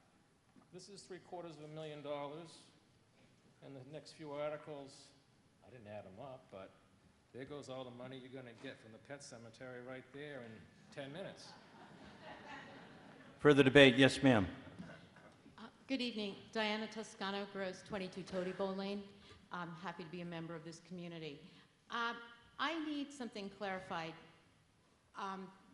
When it refers to from free cash, my understanding is that that is an emergency fund, like a rainy day fund that is used only when there's nothing available. I would like to know what is in free cash, if it grows or diminishes year to year, because we seem to be using it in a way that is free.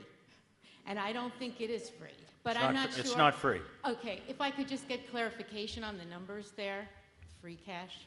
Mr. Clark, question about free cash. Thank you, Mr. Moderator.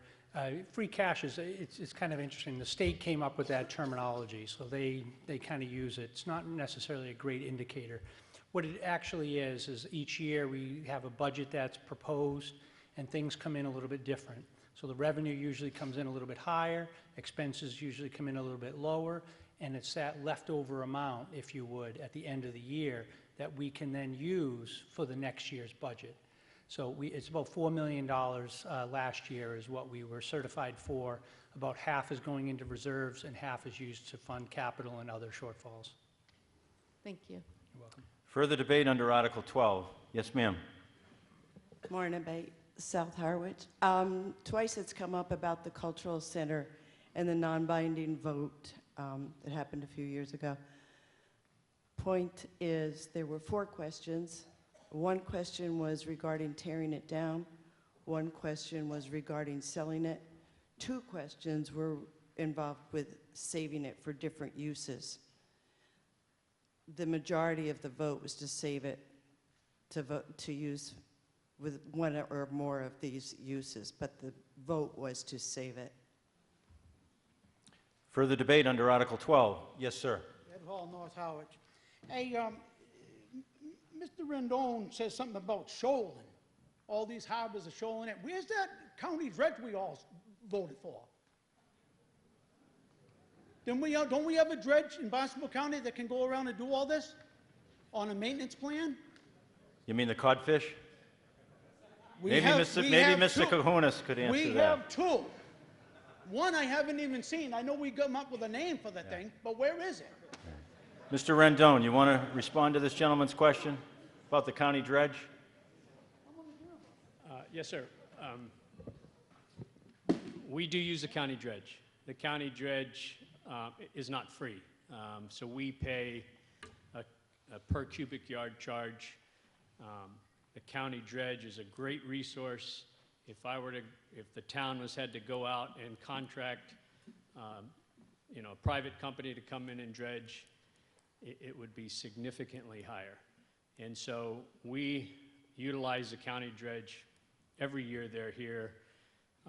You've probably read they've had some little bit of shortcomings with some of their equipment, but let me tell you, it's a great resource for this town, for all of Cape Towns, and we do utilize them often. Thank you. Any further debate under Article 12? Looks like you're ready for a vote. The motion under Article 12 is that it be accepted and adopted. The sum is $774,750 is proposed to be taken from free cash. All those in favor of the motion as read, so signify by saying aye. Aye. And those opposed by saying no. The motion carries. Article 13, see if the town will vote to transfer from available funds a sufficient sum of money to fund the fiscal year 2019 snow and ice deficit account and to act fully thereon. Mr. Costa. I move that this article be accepted and adopted in the amount of $137,500 from free cash. Motion under Article 13 is accept and adopt. The sum is $137,500 as proposed to be transferred from free cash. Is there any debate? Hearing none, I'll put it to a vote. All those in favor of the motion as read, so signify by saying aye. Aye. And those opposed by saying no. It's a unanimous vote, and I so declare it. Article 14. See if the town will vote to raise and appropriate, transfer from available funds, or borrow a sufficient sum of money to fund shortfalls in various FY19 budget and fund transfers and to act fully thereon. Yes, ma'am. I'm from the Finance Committee. I move that this article be accepted and adopted as currently presented with a total of $170,486 transferred from listed accounts. That is to transfer $3,200 from dredging to the conservation salary and wages, to transfer $100,000 from the group health school retirees to the transfer station C&D, to transfer $1,020 from the Finance Committee reports to insurance deductibles, to transfer $25,000 from the audit account to the workman's comp, transfer unemployment in the amount of $25,000 from administration, salary and wages, to transfer $15,000 from advertising, engineering, salary and wages to advertising, and to transfer $1,266 to the Finance Committee. The total being $170,486. In addition, unanticipated revenue transfer from the retiree drug subsidiary, which is the Cape Cod Municipal Healthcare Group, $521,925.13 to the OPEB Trust. I'll take that. Bless Oh, thank you. Okay, so the motion under Article 14 was a complicated one. You heard it. The bottom line is that it presents a total of 170,486 transfers from various listed accounts, and it also includes an unanticipated revenue retiree drug subsidy of $521,924, which is proposing to be transferred to the OPED account. Any debate on this motion? Mr. Moderator. Kunis.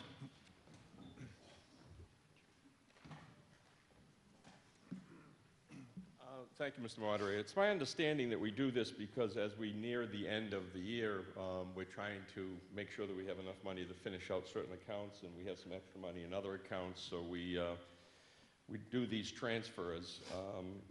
I hope I'm correct in that. I'm going to see if there's a nod up there or not. I guess my concern is the using this article to transfer monies into the OPEB account, and why that just wasn't addressed either next year or when we, as you stated, close the books, if you will, and we know we have extra free cash. I don't like that term either, and transfer it at that time. Why are we using it? Why are we doing it in this mechanism? Mr. Clark, question on the transfer to the OPED account. Through you, Mr. Moderator. I serve on the Cape Cod Municipal Health Group, and the health group has had a very good year. We've built reserves.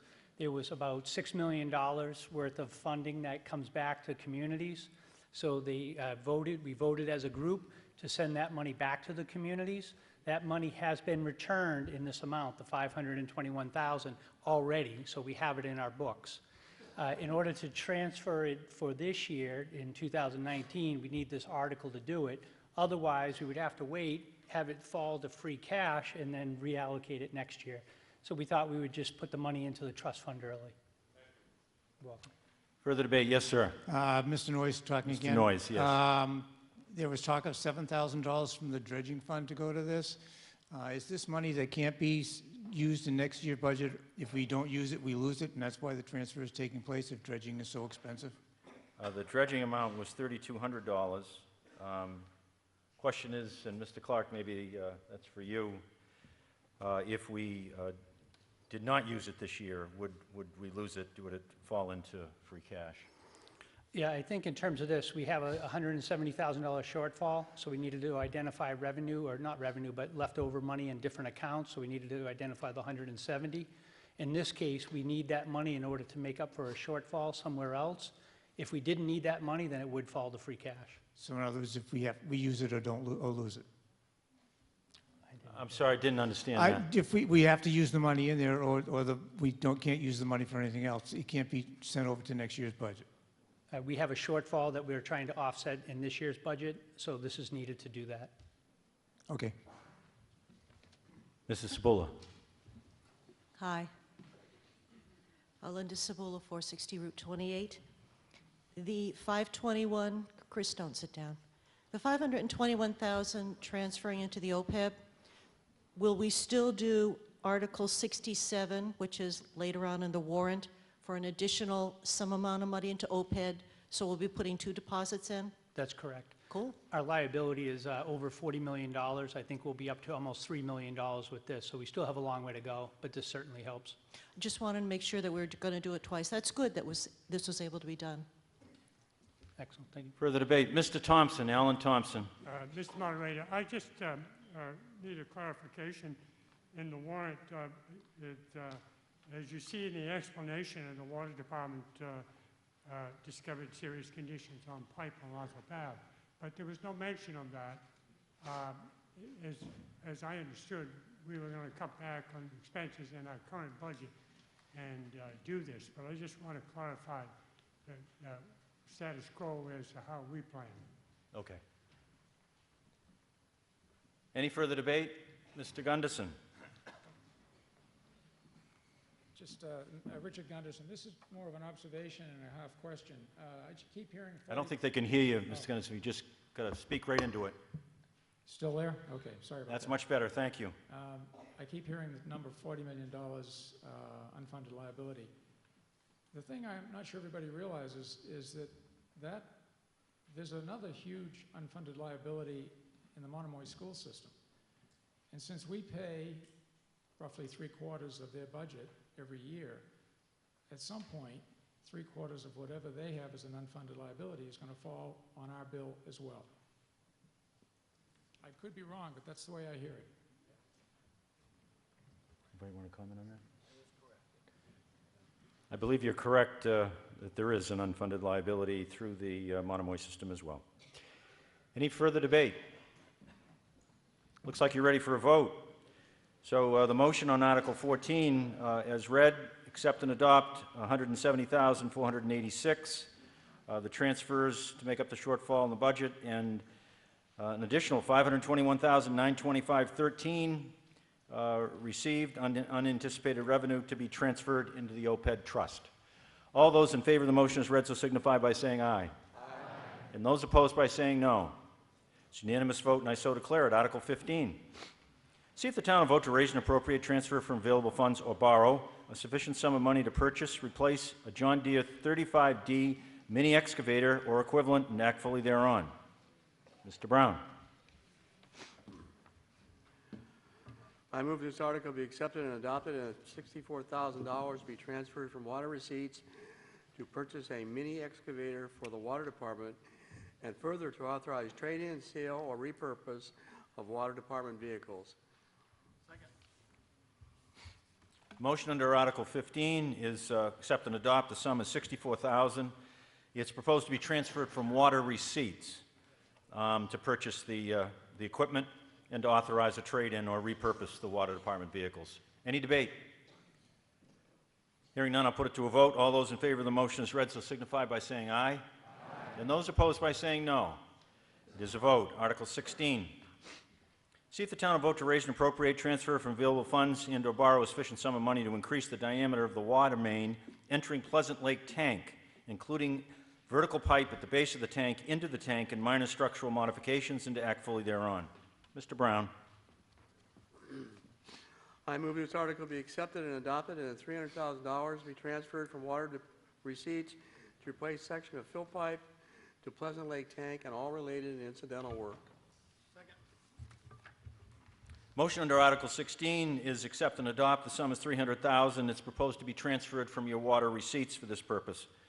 Is there any debate? Hearing none, I'll put the matter to a vote. All those in favor of the motion as read so signify by saying aye. Aye. And all those opposed by saying no. It's a unanimous vote, and I so declare it. Article 17. Before I get to 17, I was passed a note a while ago. I should have brought it to your attention earlier. We did get per pupil figures. And so for those of you who are waiting for that to take it away, this must have come from the school department up to me. The per pupil figure for Monomoy was $17,134. For Dennis Yarmouth, it's $17,353. And for Nauset, it's $20,656. Article 17. To see if the town will vote to raise and appropriate, transfer from available funds and or borrow a sufficient sum of money to replace the T1 main facility generator located at Old Chatham Road and act fully thereon. Mr. Brown. I move that this article be accepted and adopted, and that $65,000 be transferred from water receipts to replace main facility generator, Chatham Road. Motion under Article 17 is accept and adopt. The sum $65,000. It's proposed to be taken from water receipts. Any debate? Hearing none, I'll put the matter to a vote. All those in favor of the motion as read so signify by saying aye. Aye. And those opposed by saying no. It's a unanimous vote, and I so declare it. Article 18. See if the town will vote to raise and appropriate, transfer from available funds or borrow a sum of money to purchase a 2019 Ford F-350 or equivalent and act fully thereon. Mr. Costa. I move that this article be accepted and adopted as printed in the warrant, and that $76,551 be transferred from water receipts to purchase a 2019 Ford F-550 truck or equivalent, and further to authorize trade-in, sale, or repurpose of water department vehicles. Motion under Article 18 is accept and adopt. The sum is $76,551. It's proposed to be transferred from the water receipts. Is there any debate? Hearing none, I'll put the matter to a vote. All those in favor of the motion as read, so signify by saying aye. And those opposed by saying no. It is a vote. Article 19, see if the town will vote to raise and appropriate, transfer from available funds, or borrow a sum of money to purchase and equip the following vehicles: a one-ton dump truck, $80,000, Johnson sweeper, $125,000, C&D trailers for the disposal, $150,000, and a roll-off pup trailer, $40,000. The total is $395,000. Let's see, and there's a trade-in or sale on 2 items as included in the article. Mr. Brown. I move that this article be accepted and adopted as printed in the warrant, and $395,000 be transferred from free cash to purchase listed equipment and to authorize trade-in, sale, or repurpose of DPW department vehicles and equipment. All right, motion's been made on Article 19. It's been seconded. The sum is $395,000, and it's proposed to be transferred from free cash. Mr. Gunderson. Thank you, Mr. Moderator. My name is Richard Gunderson. I'd like to make a motion to amend this article to eliminate 2 items from Article 19. One is the one-ton dump truck at $80,000, and the second one is the 2 C&D trailers, parentheses, disposal, at $150,000, thereby reducing the authorization from $395,000 to $165,000. Do you have that in writing? Right, thank you.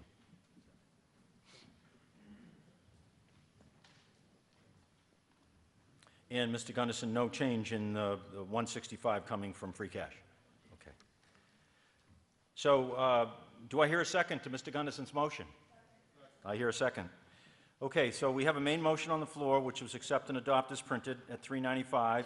Mr. Gunderson's motion would delete 2 of the items. Number 1, the one-ton dump truck for $80,000, and number 2, the C&D trailers for $150,000. So it reduces. I'm sorry? He hasn't recognized me yet. No, I haven't recognized him yet. And the other is the C&D trailers for $150,000. So the total reduction is $230,000, brings the total article expenditure down to $165,000. Debate on the motion, Mr. Gunderson. Thank you, Mr. Moderator. There are 2 parts to this article that I will touch on. And the first one has authorization for the single one-ton dump truck.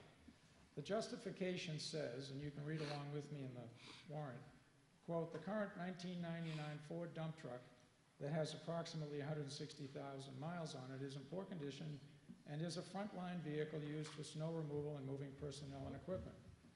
I agree, sounds reasonable. However, if you look at the warrants of May 2014, May 2016, May 2018, and now today, 4 different warrants requests use the same justification. The only thing that's changed is the age of the vehicle and the mileage. In 2014, the explanation or justification for this request was that the 1999 F-350 dump truck was a frontline vehicle, had 115,000 miles, was rapidly deteriorating and needed to be replaced. The old vehicle was to be traded or sold. By 2016, a 1999 F-350 dump truck with 136,600 miles was identified in the warrant justification as, quote, a frontline vehicle used for snow removal, movement of personnel and equipment, unquote. It needed to be replaced too. Then in 2018, town meeting, the town authorized the purchase of 2 more one-ton dump trucks, and yes, again, the DPW justified their request on the age and condition of one 1999 F-350 dump truck, now with 145,785 miles on it. Again, it was to be traded. Now, this year, in Article 19, and you can read it, the DPW is asking for authorization to buy a new $80,000 one-ton dump truck to replace the 1999 F-350 dump truck that has approximately 160,000 miles on it. As stated in your warrant tonight, this 20-year-old dump truck, quote, is in poor condition and is a front-line vehicle used for snow removal and moving personnel and equipment. Sound familiar? Now, voters could look at these facts and say, this is a testament to the vehicle maintenance abilities of the DPW. Since they prolonged the life of a 1999 dump truck by more than 5 years and another 45,000 miles after it was supposed to be replaced. Or you can question the explanation and justification for spending $80,000 as inadequate and amend the article, which is what I did. My second example of unjustified vehicle purchases involves what is called C&D trailers. Now, I know you're going to hear it again, but I'll say it. The C&D name stands for construction and demolition, which is apparently a way to generate revenues from collecting and trucking construction debris. Article 19 before the town tonight asks for approval to purchase 2 of these 100 cubic yard dumpsters for $150,000 to transport this material to a company about 50 miles away in New Bedford or Taunton that is willing to buy such debris. So the town charges contractors to dump this material, and then this processing company charges us, the town, to dump it with them. As long as we charge more per ton than we are billed, the town has a chance of making a profit. This justification for this investment is, quote, and the only justification, quote, improve operational efficiency. Keep in mind, the DPW was able to increase the fleet by 1 trailer to a total of 3. The fleet is 3 for this particular C&D process, due to a justification in 2017 of more flexibility. This time it's different. The rationale is that it needs 2 more for a total of 5 such trailers is, quote, better manage that function. So, expanding the fleet of trailers, dumpsters to 5 is really not justified. This is a business, not a service. And there should be some discussion on return on investment. What demand is not being met? What business is being lost? Is there any data on the large growth of waste tonnage or C&D that can be provided to justify this investment? What alternatives are there, such as just storing the C&D in a pit or off to the side until one of the 3 trailers that we currently have is available? So the question that needs to be answered in my mind is owning this C&D, and so let me start again. The question that needs to be answered is if you, the taxpayer, own this C&D business, would you make this $150,000 investment based on a blanket statement of better manage that function?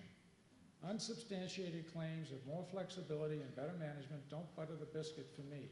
Right now, I would say this request should be denied. Therefore, I believe this article is a good example of cutting some of the smaller borrowing and cash expenses that we're going to be doing, as was suggested earlier by a number of people in the audience. I hope you agree and vote to approve the amendment cutting these unsubstantiated requests. Thank you. Further debate on the amendment? I see Mr. Hooper, Link Hooper, our DPW director, wants to take the microphone. Mr. Hooper is not a resident of the town, but he is a department head. Any objection? Hearing none, Mr. Hooper. This is a first. Thank you. I'm going to take them in reverse order. The C&D. The C&D is the construction and demolition material. We generated a $1.45 million last fiscal year out of that. It provides a valuable service since all the other disposal areas, except for the town of Yarmouth, does not deal with this material. They charge $200 or $300 a ton just so they don't have the headache. We embraced that when we closed our landfill to provide a valuable service to the residents, a valuable service to the contractors, and a cost-effective one at that. We base our charge of what we charge people on market conditions, since there's really only 3 or 4 outlets locally to go to. So that price is set annually when I make a recommendation to the Board of Selectmen.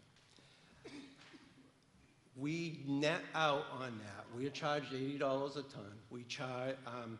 We are charged $80 a ton tip fee when we haul it. Our overhead's about approximately $15 a ton. We charge $145 as that's the market condition. That's $50 a ton net. That keeps the rest of the disposal area cost relatively palatable, in my opinion. The reason we were buying trailers is these are 2008 trailers that really need to be replaced. I'm not replacing them, I'm recommending to replace them because we run out of available trucking time. Because we're traveling to Taunton, New Bedford, we have longer places to wait. In order to handle that, and we cannot just simply push it off, our permit requires for it to be loaded onto a trailer every evening. We're not allowed to do that.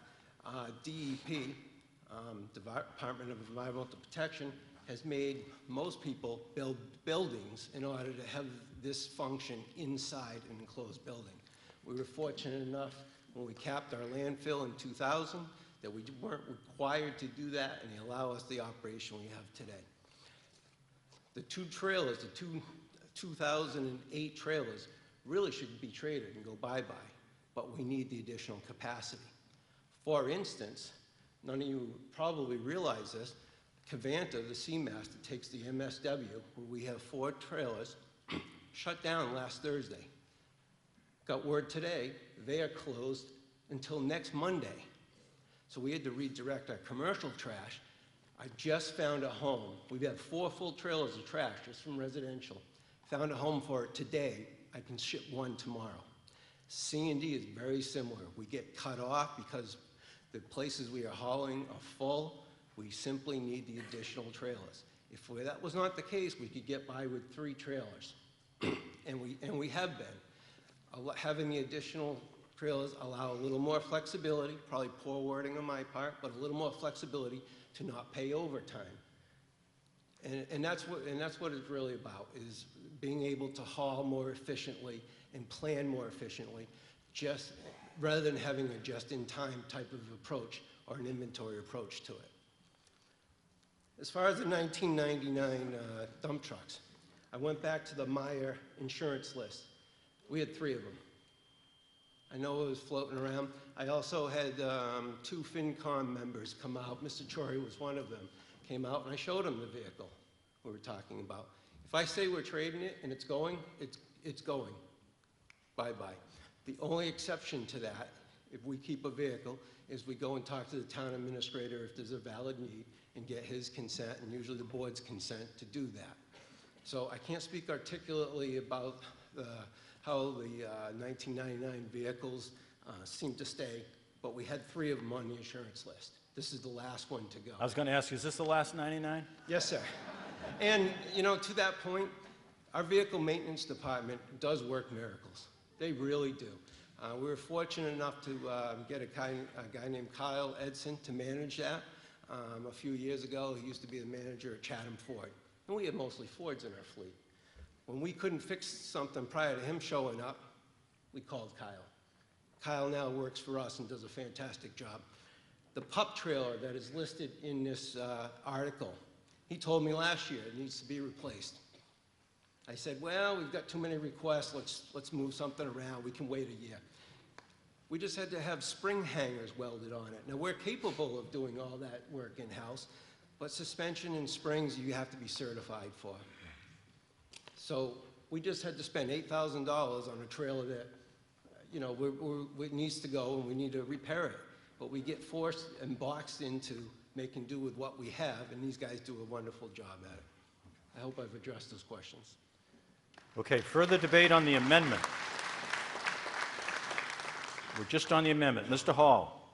I want to know if it's feasible to start having this subbed out. Because I know many, many towns and transfer stations on C&D have their trailers, another company, come in and do what we're doing. And if we're having trouble getting rid of stuff and buying more trailers and stuff, I want to know if it's feasible Did we ever even look at this? Okay, so question, Mr. Hooper, from Mr. Hall. Is it feasible to sub out this C&D transfer business? The town of Yarmouth does just that. They do.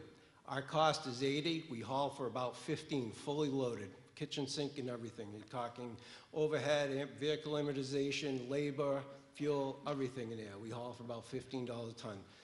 The county bids for some towns on that, and that number of overhead and profit included in there is more like 20, low 20s. So I think we do that far more efficiently and effectively in-house. I mean, we're basically a trucking operation. We move, I'm going to guess, 12 to 1,400 loads a year. These guys are busy. These trucks are on the road constantly, and they do a wonderful job.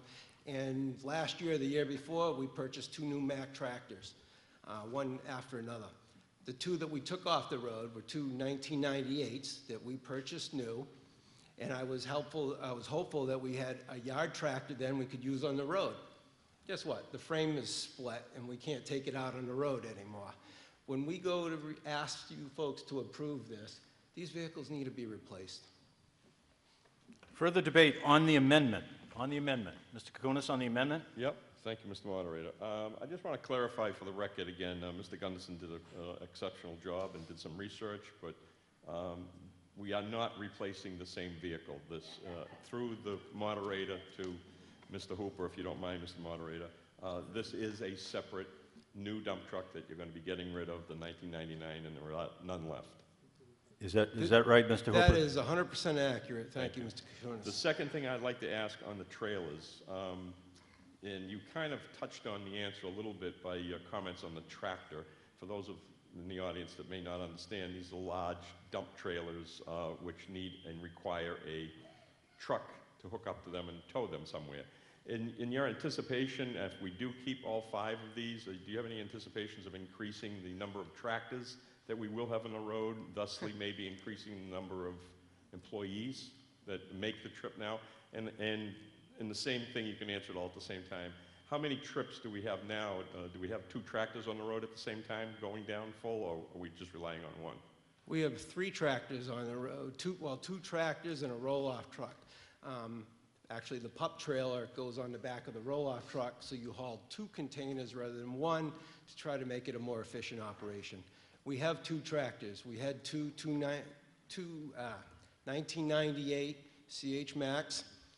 We replaced those, I believe, 2 years ago with 2 new ones. We should be able to get another 20 years out of those. I did request additional staff that was not approved this year through the budget process. It was acknowledged with the revenue stream. This disposal area, we turned in $3.1 million last year. That's not insignificant. We've been able to hold the cost of the residential sticker steady in a market where you've all heard about the recycling is in the tubes. Recycling revenue is not in the tubes. The reason we're not standing before you saying we need to augment that is because of this commercial component, the C&D that we're talking about. So, Mr. Hooper, Mr. Kukunis had 2 questions. 1, do you envision more tractors because we'll have more trailers? And 2, do you envision more help to drive the tractors? We've actively been searching for a used roadworthy tractor to purchase to no avail. We're looking, we just haven't been able to find one. I have no plans to ask for a new tractor at this time.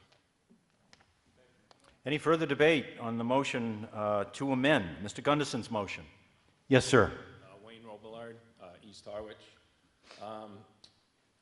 About the 99 Fords, they do rust out. And I don't know if most people have been in the dump every day. Those guys are in those trucks pretty much from the time they go to work to the time they go home. They're used, they're abused. And items like this, the only thing I don't understand is how come, like these items here, the mini excavator that we voted on, there was a couple other items we voted on, how come these aren't in the capital plan? Because it seems to me that if he needs 5 trucks and they last 20 years and you get a new truck every 4 years, Like, to me, it doesn't make sense that these items all over $50, $80, $90, $120,000 aren't in a capital plan.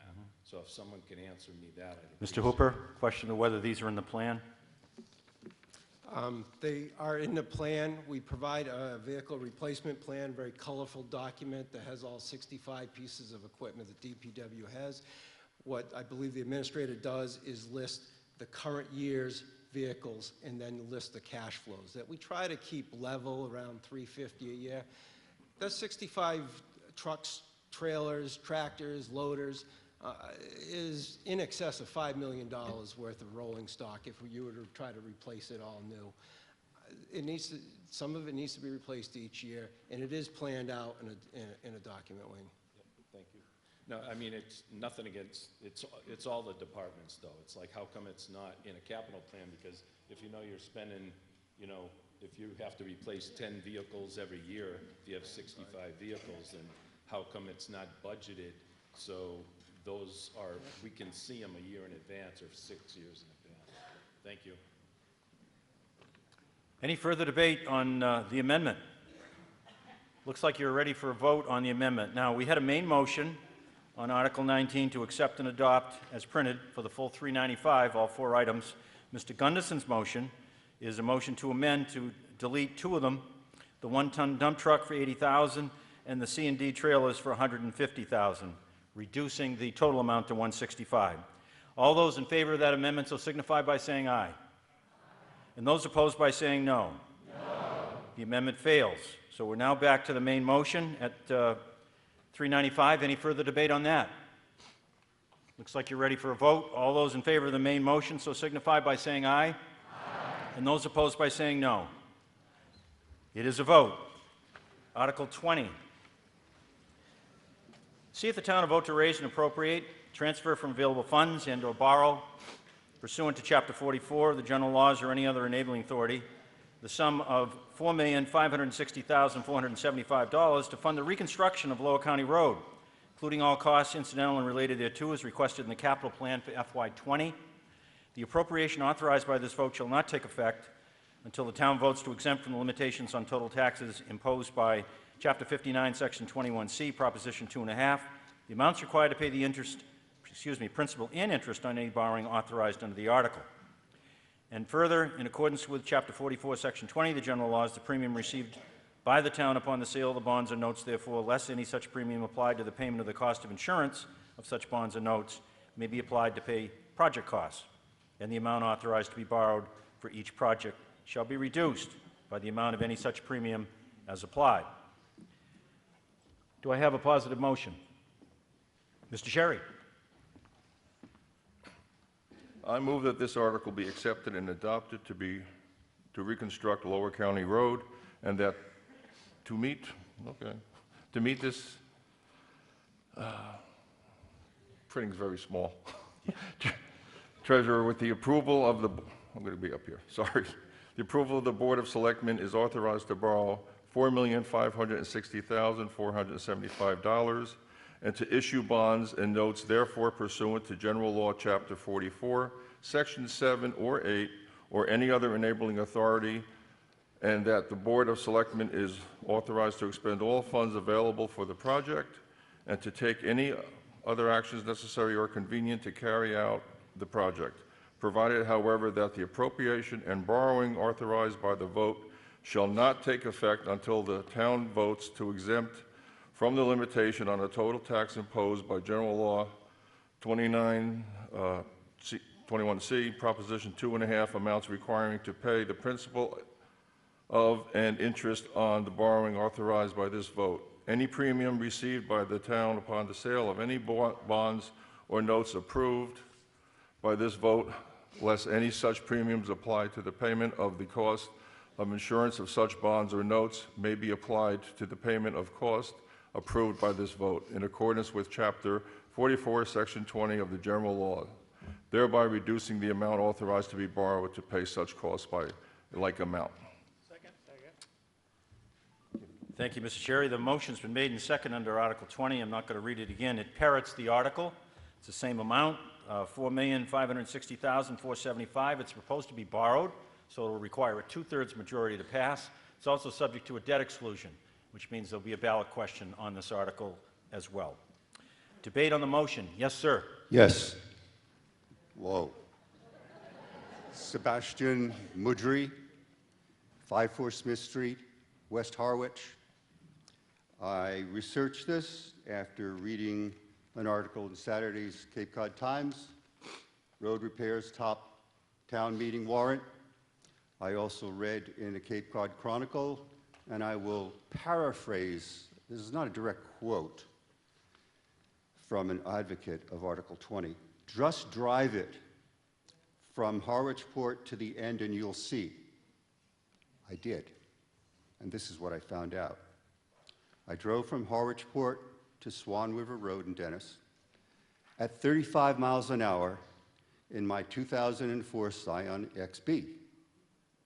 It's a 15-year-old car. It's not a luxury car, and I can feel the bumps. And I did feel slight bumps due to 1/2 inch depressions. There were drops, but it was no big deal. The speed limit in Dennis turned out to be 30. I was doing 35 comfortably. The bumps that I experienced were because of asphalt settlement of 1/2 inch in one lane, the right lane as you're going from Harwich Port to Dennis. Approximately 3 foot by 10 foot water main replacements with a 1/2 inch drop because the asphalt settled. That was not built into the layment, the overlayment of the asphalt, and that should have been considered by anyone. That asphalt settles, so it should have been level with the street. About 50 foot apart. So I looked at the language, and word choice is important, especially to a writer, and I'm a member of the Rising Tide Writers of Harwich. And here, if you see towards the end of the explanation, the road is in utter shambles and in dire need of this project. When I saw that, I said, this is ridiculous. This is an emotionally evocative appeal. The language is inaccurate to describe the condition of the road. I thought I was going to be hitting potholes, I was going to be hitting dips, I was not going to be able to travel more than about 20 miles an hour. I was doing 35 in my 15-year-old car, which feels every bump.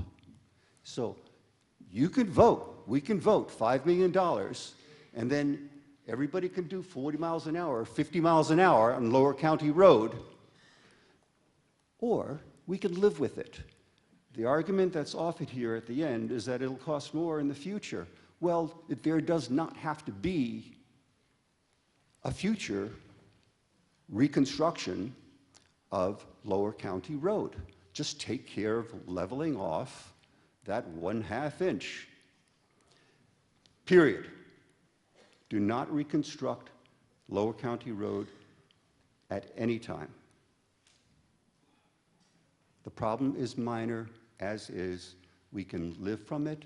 And also, if that was done by the town crew, the water main hookup construction, learn from it.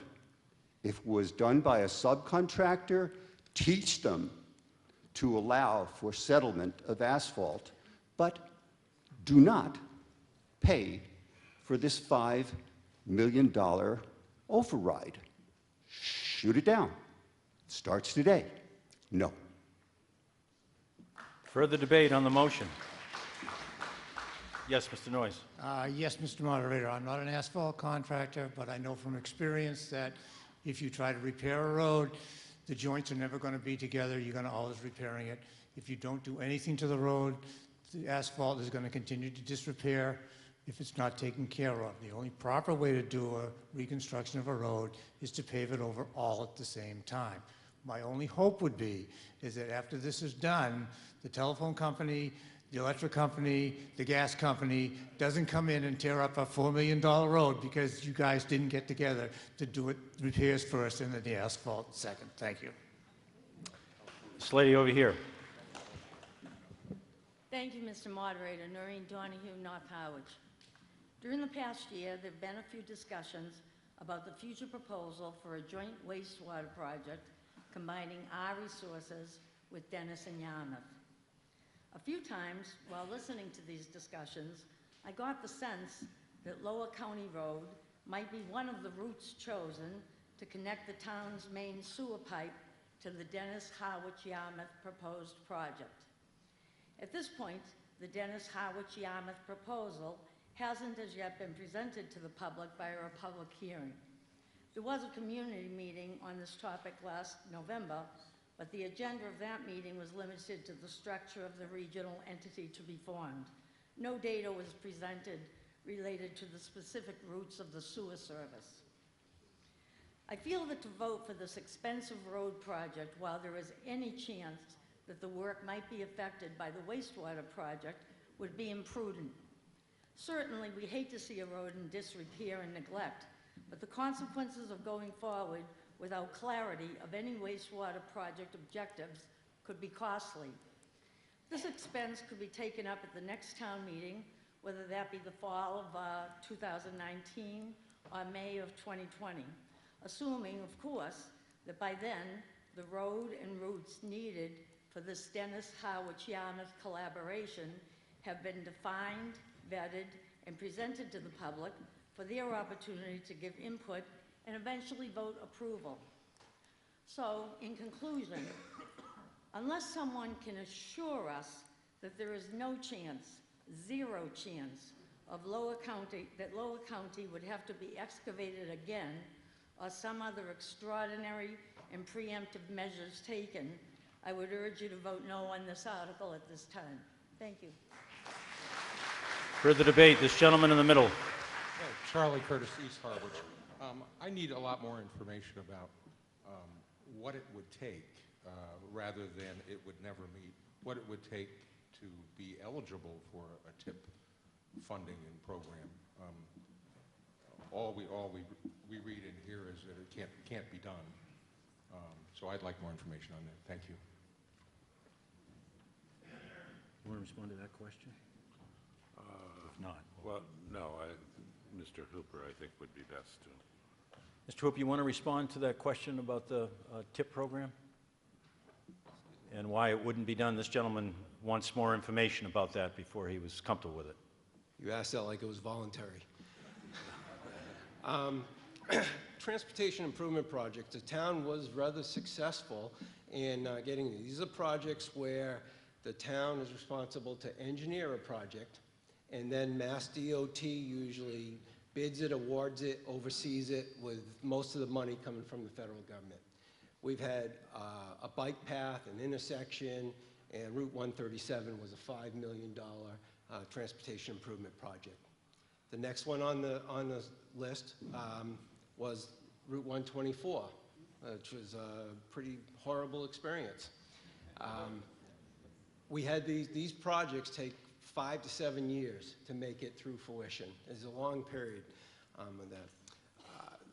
Due to a butter objection, we lost that project, and we didn't need private property to build that footprint because we had design exceptions. Mass DOT is not really giving out design exceptions these days, so I believe the question was, what would it take? We'd have to take a minimum of 3 feet of private property. Doesn't sound like much, but realize this. Is that on each side? No, that's 3. We have a 40-foot right-of-way, the footprint, which is 2 11-foot lanes, bike lanes on both sides, and sidewalks on both sides. They call that complete streets. That is the minimum requirement.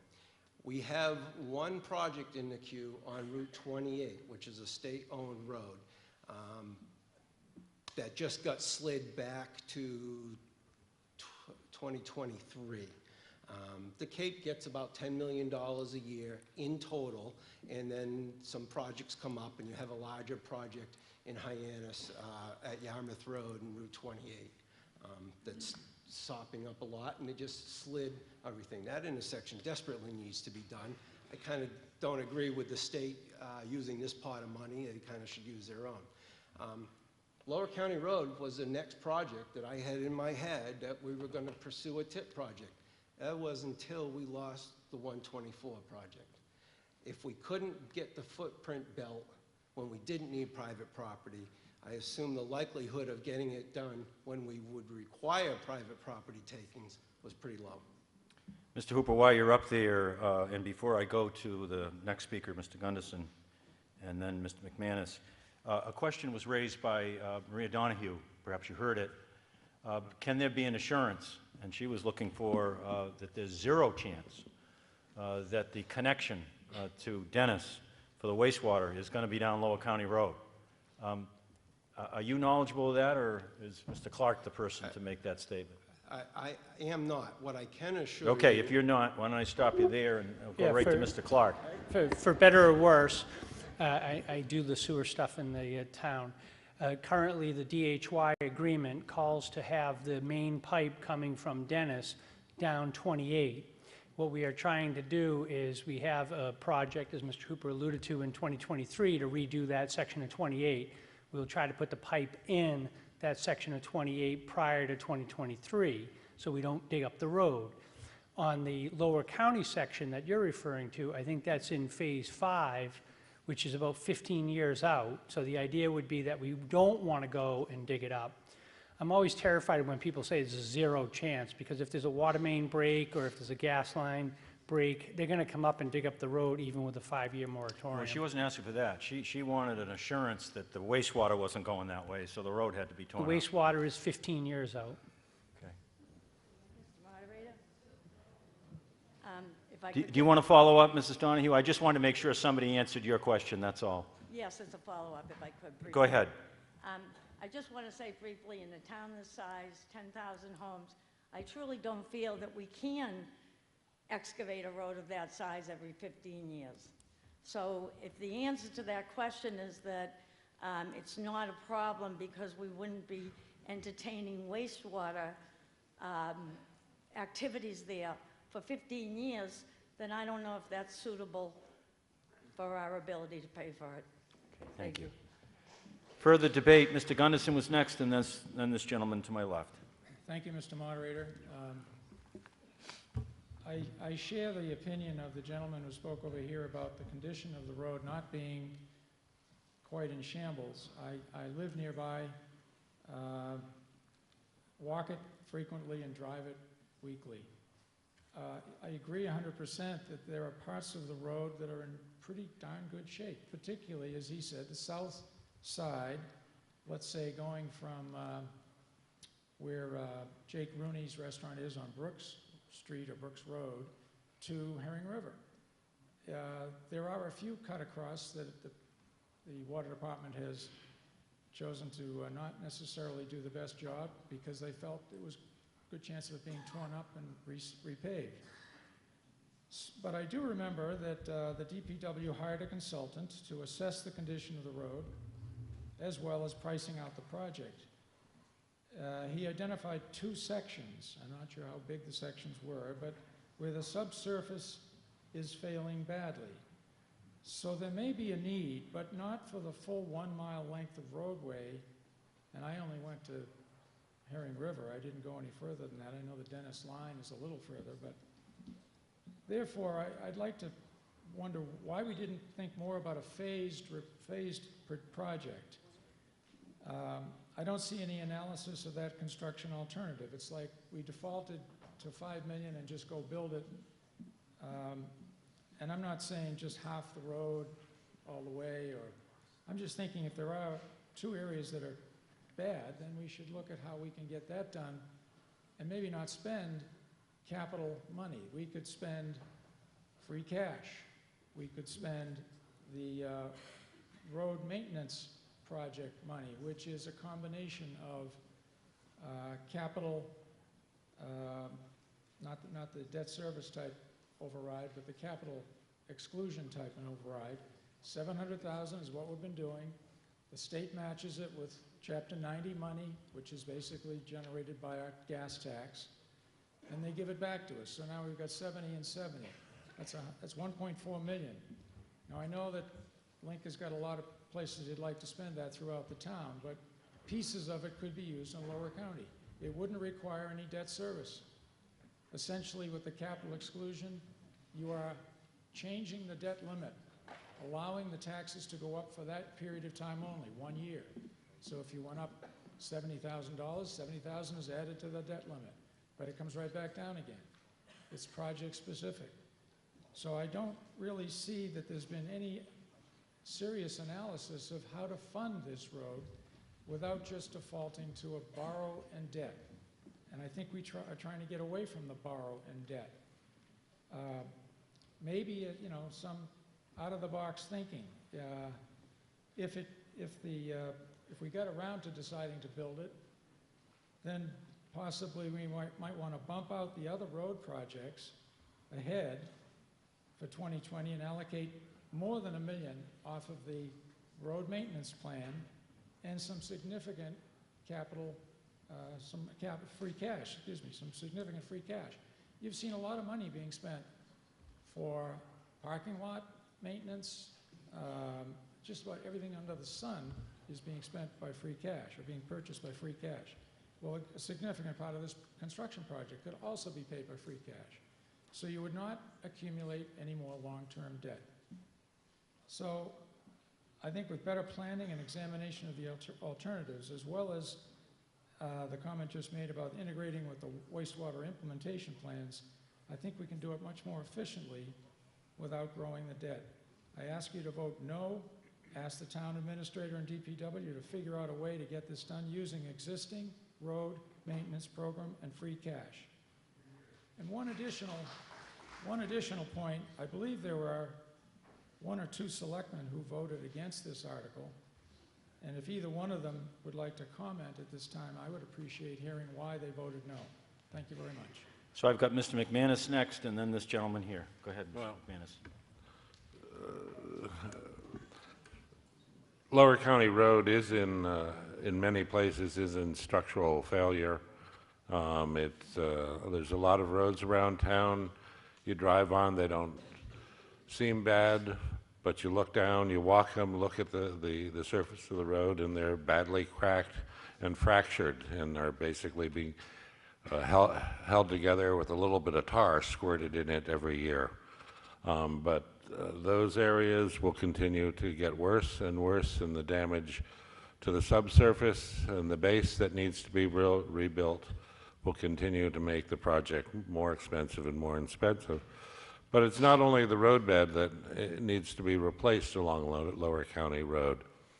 For those of you who drive it during the summer, you'll notice that our summer visitors who are handicapped in many places can't use the sidewalks, have trouble getting on and off the sidewalks at the curb cuts, which are all not compliant with ADA. In the past year, we had an ADA survey of town that identified those areas as non-compliant, and you see people going down the curb line in their little three-wheel carts in traffic, and it's just a hazard waiting to happen, an accident waiting to happen. And given that the town's been placed on notification that we're non-compliant in those standards, there's going to be no question about where the liability will fall when we have a bad injury along there. I think we owe it to the young mothers and folks that are walking along Lower County with their strollers, the young kids that are using their scooters, the older people that in wheelchairs and in scooters that can't use the sidewalks, to get those repaired so they can have mobility. Further debate. This gentleman here. Mark Denon, Mid-Pine Road. I live between Riverside and Belmont.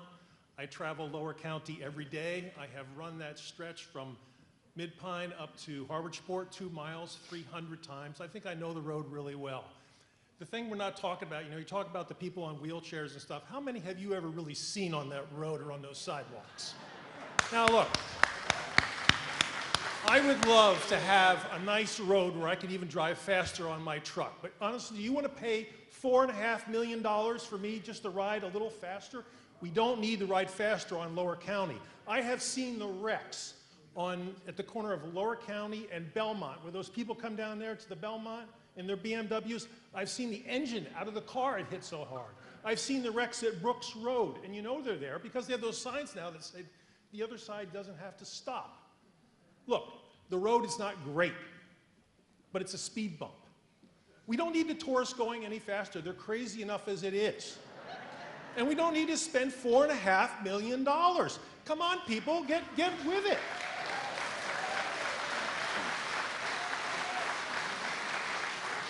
We can use that money somewhere else. Tell them, no, I don't need the road. You don't need that road. I wouldn't want you to spend $4.5 million somewhere in the other end of Harwich. Don't spend it on Lower County. We don't need it. I'd like to have it. I don't need it. Thank you. Further debate. Mr. McCaskill? Just to answer Mr. Gunderson's question, I voted no on this project. I voted no because last year we stood before you. We asked you to approve a $68+ million budget and $31 million worth of capital projects. And at the time, we told you that we were going to pump the brakes.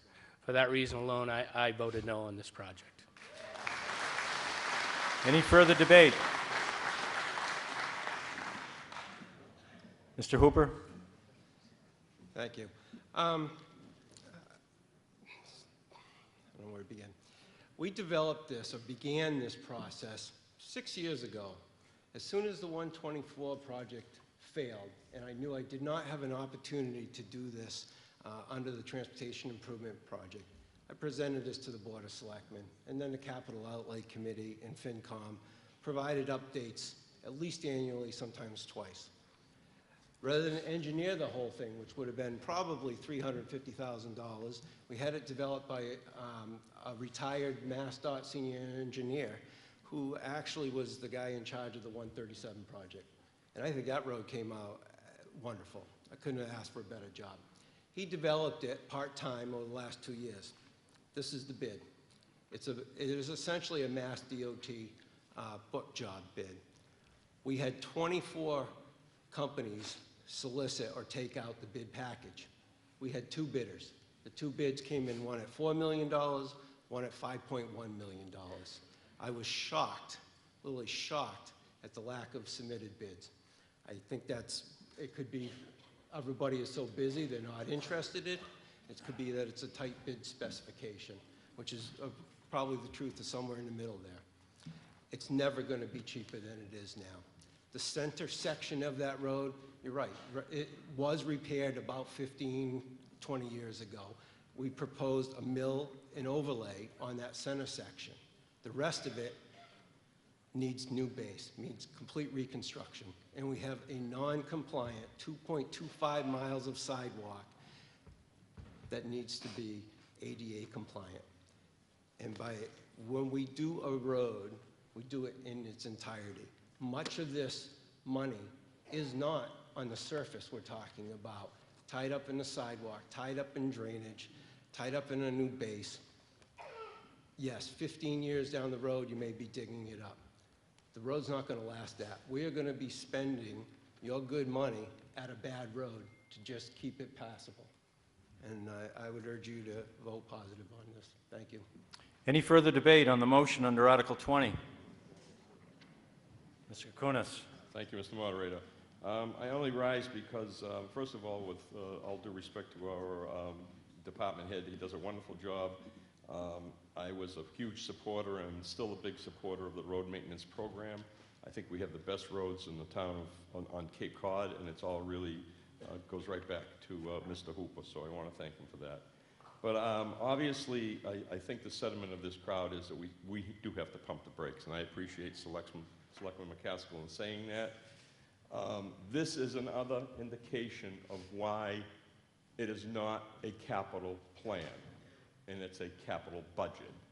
Because as Mr. Hooper just stated, and I really feel sorry for him because he's worked hard on this project, He's been in the pipeline for 5 years. This has been on the plan for 5 years. Yet, because it's not a plan and it's a budget, other things have jumped ahead of him. And we, this floor right here, and we, the taxpayers, when we go vote for overrides, we constantly approve things. And now we're stuck in a situation where a good project, one that deservingly so has come forward to its time, but I'm sorry, we just can't do it. I know it's going to be more expensive later on, but you know what? I probably won't be here to be worrying about that. Because at the rate the taxes are going up, I'm starting to put property up for sale. So I'll let the next residents worry about it then. Right now, I'm sorry, Mr. Hooper, but we have to put the brakes on. Is there any further debate on Article 20? Anything new? Well, just a couple of corrections, I hope. One, again, Mr. Gunderson. Richard Gunderson. I'll make it very brief. This 30-year gentleman, 30-year consultant, I'm sure he did a great job, but he identified 2 sections. I keep hearing hundreds of yards. Secondly, this is planned to be a 2 asphalt season job. It's 2 years. So if we do it, why couldn't we do it over 3 years and do it in a phased approach? That's my point. Without using debt, without borrowing. And I'm not an engineer, a civil engineer. I'm also not a selectman. But I wouldn't go off on deep ends saying things that I'm really not educated to make judgments on. Thank you. Any further debate? Anything new, Mr. McManus? Just a question, Mr. Hooper, if I may. You said we've received bids on this project. One at $4 million. Yeah, one at $4 million from Dirt Works and one at $5.1 million from Lawrence Lynch Corporation.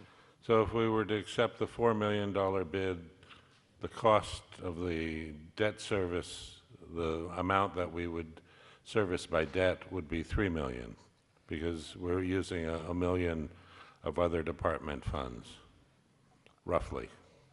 It would be more like 3.5, Mr. McManus, Okay. and that's because... But certainly not a $5 million debt burden.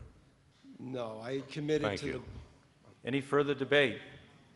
Anything new? Yes, ma'am. Mandy Devery, can we, what do we call it? Call the question. Yeah, unless there's somebody else that wanted to address the meeting, so I don't even think I need to vote on that. So I think you're ready for a vote on Article 20. The motion is accept and adopt. It's to borrow the funds, $4,560,475, and it's also subject to a debt exclusion vote. It's a borrowing, requires a 2/3 majority to pass. All those in favor of the motion as read, so signify by saying aye. Aye. And those opposed by saying no. No. Motion does not carry.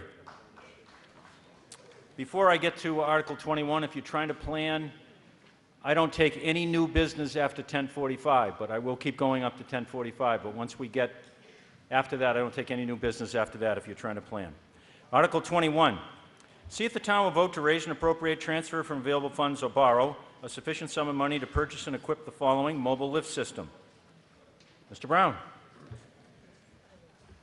I move that this article be accepted and adopted to purchase mobile lift system and that $90,475 $90,475 be transferred from free cash for this purpose.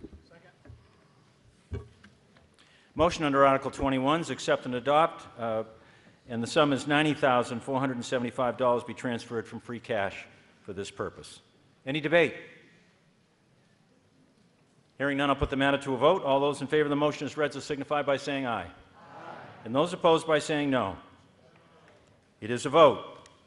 Just so people are aware, I always announce this when I see people leaving, and that's certainly anyone's right to leave at any time. Reconsideration of any matter has to occur on the same night. So your only chance at reconsideration is the same night. I always let people know that before they leave. Article 22. To see if the town will vote to raise and appropriate or transfer from available funds and/or borrow the sum of $700,000 to fund the road maintenance program as requested in the capital plan for FY20, including but not limited to Lower County Road and all costs incidental and related thereto. The appropriation authorized by this vote shall not take effect until the town votes to exempt from the limitations on total taxes imposed by Chapter 59, Section 21C, Proposition 2.5, the amounts required to pay the principal and interest on any borrowing authorized under the article. And then it goes on to describe the Chapter 44, Section 20 provisions regarding the premium. Do I have a motion? Mr. Chori. Yes, I'd like to move that the town appropriate the sum of $700,000 to fund the road maintenance program for fiscal year 2020, including the payment of all costs incidental or related thereof to the portion of the Lower County Road project, and to meet this appropriation, the treasurer, with the approval of the Board of Selectmen, is authorized to borrow $700,000 to issue bonds and notes, therefore, pursuant to general laws, Chapter 44, Section 7 or 8, or any other enabling authority, and that the Board of Selectmen is authorized to expend all funds available for this project and to take any other action necessary or convenient to carry out the project. Provided, however, that the appropriation and borrowing authorized by this vote shall not take effect until the town votes to exempt from the limitations of total tax imposed by general law, Chapter 59, Section 21C, Proposition 2.5, amounts required to pay for the principal and interest on the borrowing authorized by this vote. Any premium received by the town upon the sale of the bonds and notes approved by this vote, less any such premium applied to the payment of the cost of the issuance of the bonds or notes, may be applied to the payment of the costs and approved by this vote in accordance with the Chapter 44, Section 20 of the general laws, therefore reducing the amount authorized to be borrowed to pay such cost by a like amount. The special notation, town ballot question number 2, is linked to this article. Thank you, Mr. Chori. Motion's been made and seconded on 22. It parrots the article. It's $700,000 that is sought to be borrowed. It is subject to a debt exclusion ballot question. Debate on 22. I see Mr. Noyes up. Yes, Mr. Moderator. In years past, Chapter 90 funds, although they started out well at getting 50-50, I know that Chapter 90 funds have not reached the 50% fulfillment in funding a project such as this. Is there any contingent plan to finance the part of the 50% the state does not come up with to complete this? Looks like Mr. Hooper is rising. Mr. Hooper. Chapter 90 money comes back every single year. We've been hovering right about $700,000. That is your gas tax coming back to the town. How that it works in a very simple mechanism. We present a project, the Board of Selectmen signs off on the project, we submit some paperwork, we document what we do, and then they give us the money back. So it's simply, we have to front the cost of that stuff, and then it comes back to the town. And we get about 700, I believe last year was 688, something like that. Further debate? Looks like you're ready for a vote. This requires a 2/3 majority to pass. It's a borrowing. All those in favor of the motion as read so signify by saying aye. Aye. And those opposed by saying no. I rule it got the necessary 2/3. Article 23. This is one I indicated I will not read in its entirety, but the changes to the bylaw itself are in bold and strike through. So as you look through your warrant, those are where the changes are from the existing zoning bylaw. So it is an amendment to the zoning bylaw with respect to accessory apartments as accessory to single-family dwellings, and it's basically changing them from special permits under certain circumstances to permitted as of right, provided you meet those limitations. Mr. Brown. I will not need read it in whole either. Article 23, amend zoning, single-family accessory apartment, 2/3 vote required. I move that this article be accepted and adopted as printed in the warrant.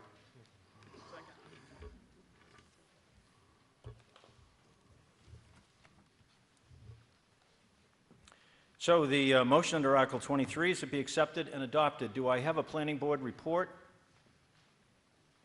Somebody from the planning board, Mr. Joyce?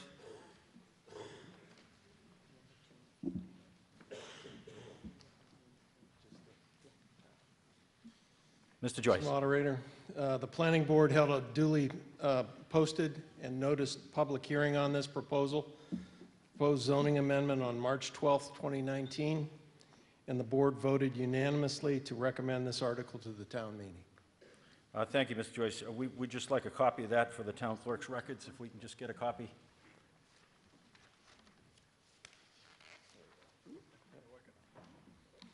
And then did you want to address the article, or? Not really. Not really, okay.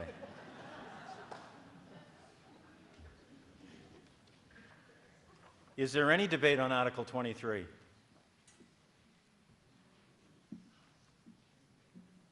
Yes, sir.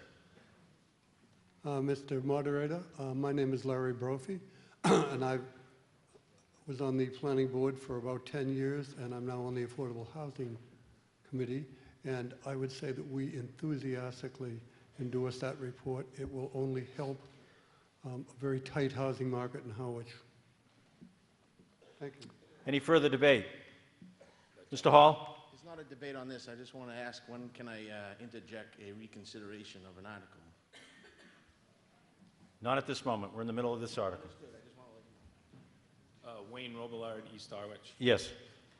Number one, I'm surprised that this motion or this article is even legal. To have the Board of Selectmen and the Finance Committee tell me who and when and how long I can rent to someone seems totally illegal to me. And it would be something I would be willing to bring up to court, even though I don't have a rental property. The thing is, yeah, it is expensive to live on Cape Cod. That's one of the reasons my daughter moved to North Carolina. By saying we can't rent unless it's for a 6-month period, you're taking away extra income to people who like to have their family and friends visit, but also want to make a little bit of money on the side. Also, what about J1 workers? What about traveling nurses? Those are not 6-month commitments. Those are 2, 3-month commitments. I am totally against this article, and I hope that everyone will vote no, not to support this. And again, it's not against finding affordable housing, because I'm for that, but I moved to Harwich in 1997, and since then, they've been talking about affordable housing, and they haven't really done anything about it. So to ask the homeowner who pays taxes, my taxes have increased over 300% since 1997. And like everyone else in this room is saying, it just goes up, up, up, and it has to stop somewhere. So please let the few people that do rent their houses out or a room because they need to make ends meet, please let them continue to do so. Thank you. Further debate on the motion. Mr. Howell, do you want to address this question? Yes. Mr. Howell. Thank you, Mr. Moderator. I know that argument sounds appealing, but what you'll be missing here is that this actually is making it easier for you to set up an in-law apartment. Right now, you need a special permit. This is much more complicated now. You don't have the right that you articulated a second ago to use your house that way. This allows, as a right, to be able to build an in-law apartment for your kids, for your mother or father if they wanted to stay there. Not everybody has that ability right now, and if you wanted to, you'd have to go in and request a special permit to get it. This is a loosening, not an imposition of something new. So if you understand it that way, this is another opportunity for some people who are here, like your own kids, to be able to stay in a separated, cordoned off apartment unit within your house that you don't currently have the ability to do. Any further debate on the article? Yes, sir. Yeah, thank you, Mr. Moderator. John Bologna, East Harwich. Yes, Mr. Bologna. I support the amendment for accessory apartments. I think it's a step in the right direction. Certainly to be able to obtain a permit by right lessens an extra hurdle. There's still plenty of hurdles for people to jump over. You look at the restrictions are on the following page under Section 3 for the criteria. But this is really more of a question. Mr. Moderator, you could probably answer the question. When you've got a dashed line through the table use regulations, my understanding that means that that use is not permitted in those districts. Is that correct? I believe it is. Okay, so having said that, can someone explain to me why the RH2 and the RH3, which are residential high-density zones, I realize they're small zones in certain areas of town, but why they would not be included in this zoning table? Perhaps someone from the planning board could answer that? Town planner, Charlene Greenhouse. Through you, Mr. Moderator, when the Board of Selectmen and the Planning Board met to look at this bylaw and to figure out a way to make it so that year-round housing could be better created through this process, one of the ideas was not to make a whole lot of changes, but basically to make it go from special permit to by right. If at some point in the future there was a desire to make it allowable in other zoning districts, that certainly can happen, but we didn't want to do too many changes to this bylaw this first time around in case it did not go forward. So in those zones currently, it's not allowed even by special permit? It is not. Right. So what they did, just take all the zones with special permit, change it to permitted. Yeah, I understand that. I would, I know it's getting late here and people probably wonder what happened to the Bruins and the Celtics tonight. I was recording it. I wish you wouldn't have told me that. Hey, John, I don't want to lose my quorum. Can we stick with this rather than the Celtics game, please? Yes, I'm sorry. Well, my question was, I mean, I would like to entertain a motion to include those two districts. I'm afraid, in my opinion, that would be beyond the scope of the article. The people are on notice that those districts were not up for change. So I don't think at the town meeting we can now change them. Happy to defer to town council. He gives me the thumbs up. All right, well, thank you. Beyond the scope. Thank you. Further debate, yes? Wayne Robillard again. Yes. Sorry. I would like to make an amendment to number 3 under criteria, delete letter C. If rented, shall be rented for a term of no less than 6 consecutive months. So when you say delete C, you only want to delete the bold in C, is that correct? Yes. Right. So this gentleman wants to make a motion to amend the main motion. Main motion is accept and adopt as printed. The amendment seeks to make one change to that, and that's under T, single-family dwelling. That's a large T, small 3, criteria.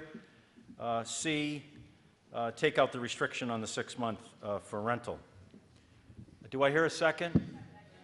Okay.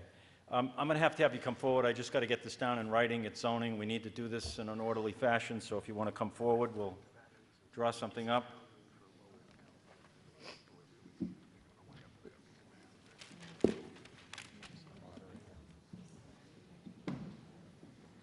That's okay.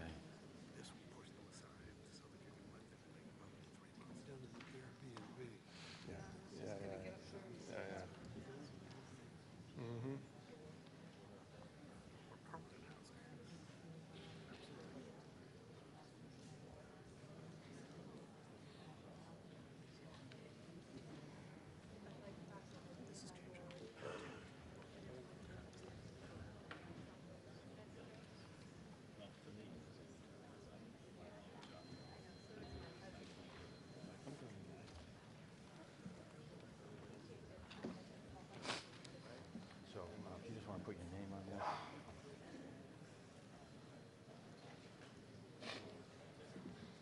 I'll print it. Makes it easier for the clerk here. And me as well. Sorry for the delay. We'll be right with you.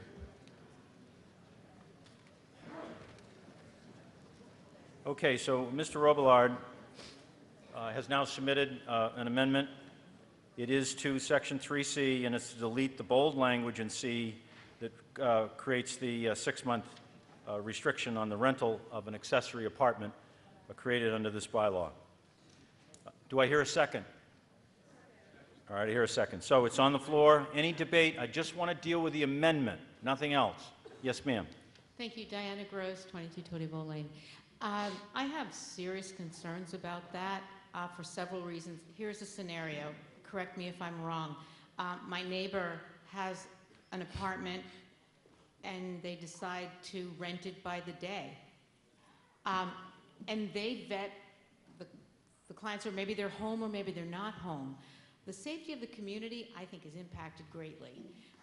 And that's a concern I have. I don't even have young children living at home anymore, they're gone. But the point is, that changes greatly our community culture and issues of safety and changes lifestyles, I think. So it becomes a life-changing thing in a community, and I think we have to think very seriously about it. I'm dead against it.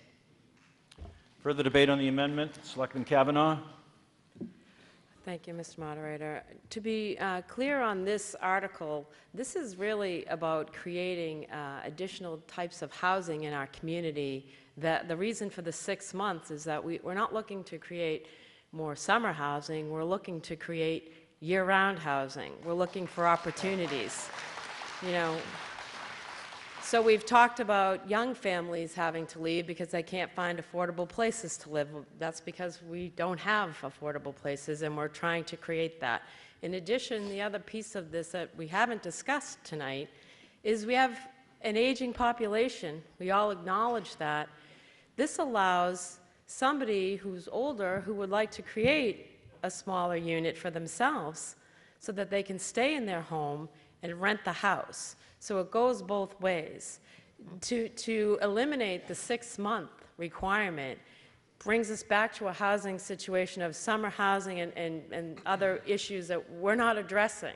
The whole point is to address some way to create more affordable and year-round housing. They're not synonymous, but affordable is one, and year-round opportunities.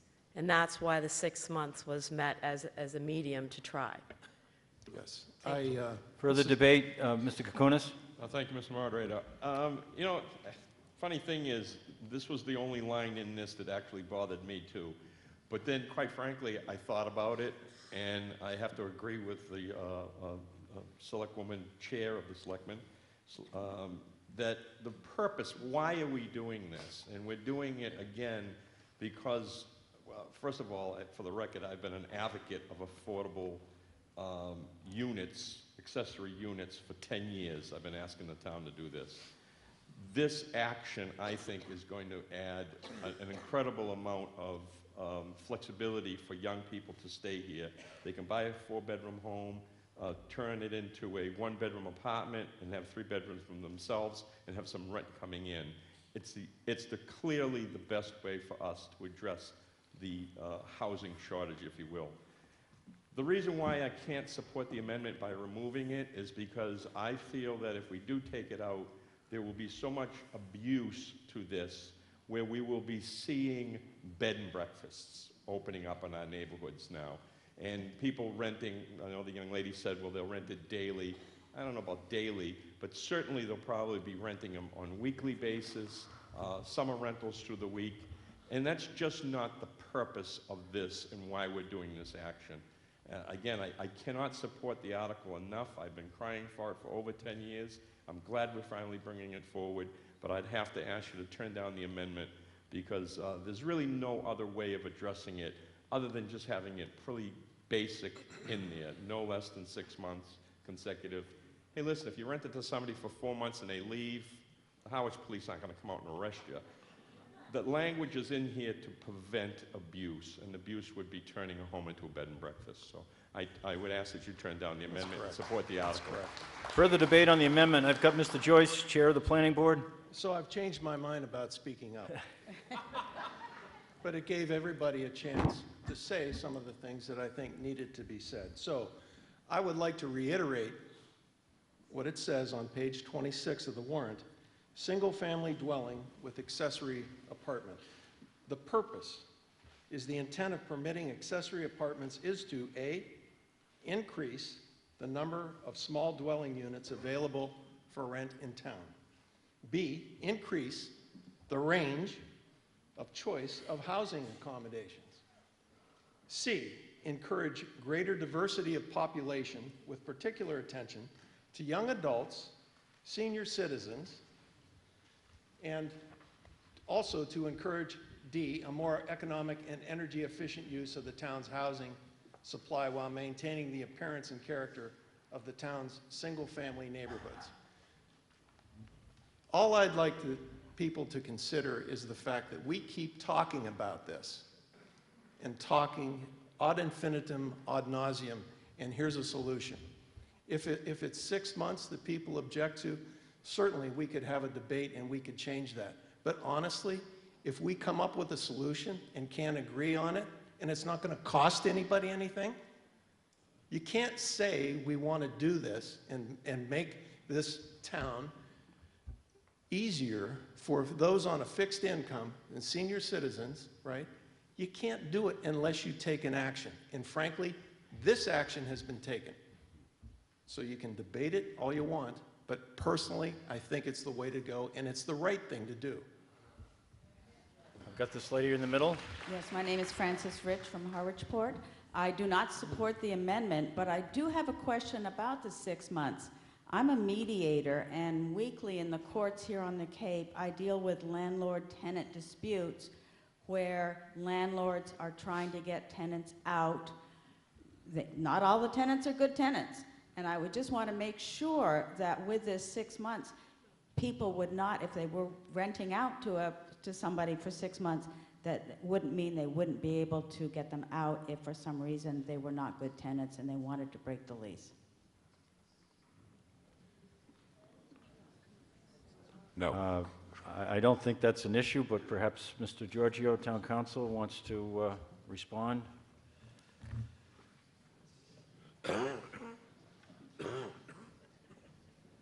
Question is, will our 6-month restriction in any way affect the summary process rules of the Commonwealth?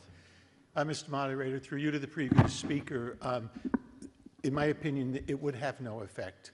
The summary process rules are what they are, and that's a matter of landlord-tenant law. This is a zoning bylaw, and I don't think it would have any effect on that. Next, I had Mr. McManus.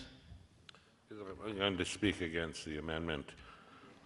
One of the things that we're facing on Cape Cod and our town and other towns is when a house comes on the market, for people who live here locally, who are struggling to get up a down payment and maybe put in an offer at what's being asked or try and get it for something below, or outbid by people who are looking for a second home, coming in from California, paying cash, something of that nature. Adding that this apartment unit could be rented out on a weekly basis at, I don't know, $1,000 a week, $4,000 a month, whereas as just a regular year-round rental, it would probably maybe earn the homeowner, I don't know, $1,800 a year, a month in rent. It would increase the pressure on those people coming from out of town with investment as their objective to buy up those housing availabilities, to place our local folks that are trying to struggle to get into the market to stay here. And I think it would be a much, not only not provide the housing that we're looking to try and provide on a rental basis, but it would also take away the homeownership possibilities to a lot of our young people. All right. This gentleman over here, just on the amendment, please. You'll pass? Just Mr. on the Weiser? amendment. You on the amendment, Mr. Weiser? I'm on the amendment. Okay. Bob Weiser, Birch Drive. Thank you, Mr. Ford. I think this is really a very simple proposition that this amendment that's being proposed would essentially create a right to anybody who wants to operate an Airbnb out of their house. I don't think I want that in my neighborhood or in my house.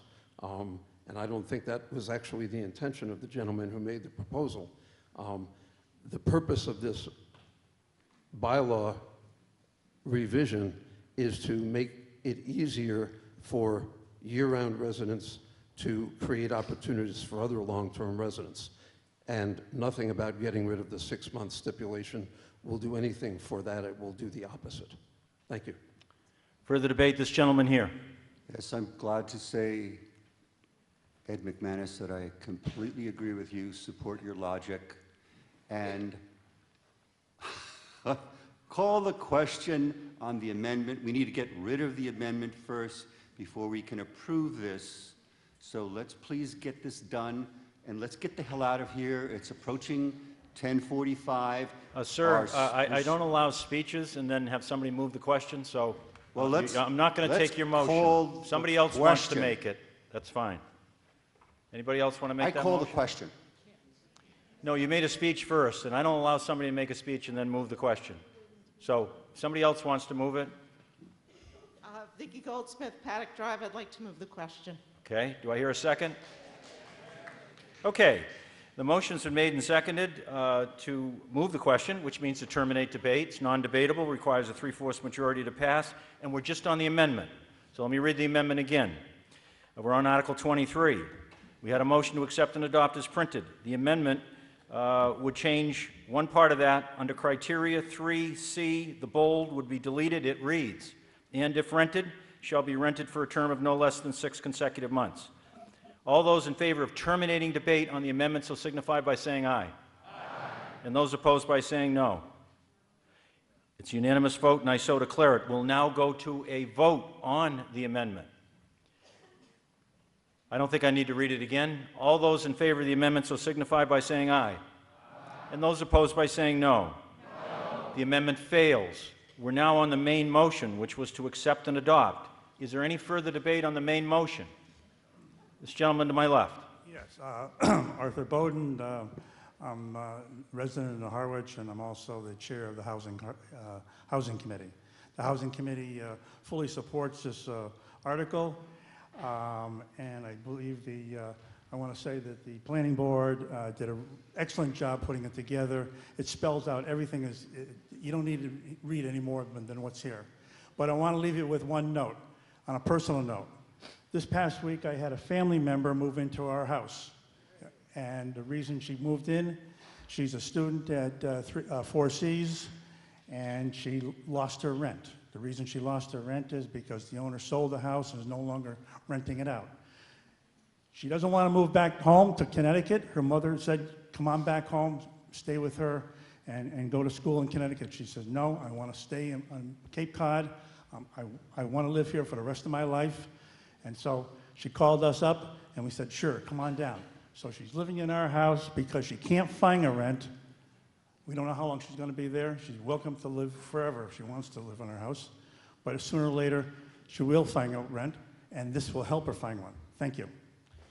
Okay, any further debate? Looks like you're ready for a vote. It's a zoning bylaw amendment, so it requires a 2/3 majority to pass. All those in favor of the motion as read, so signify by saying aye. And those opposed by saying no. No. The motion gets the necessary 2/3 vote and passes. I think we can do one more article, Article 24.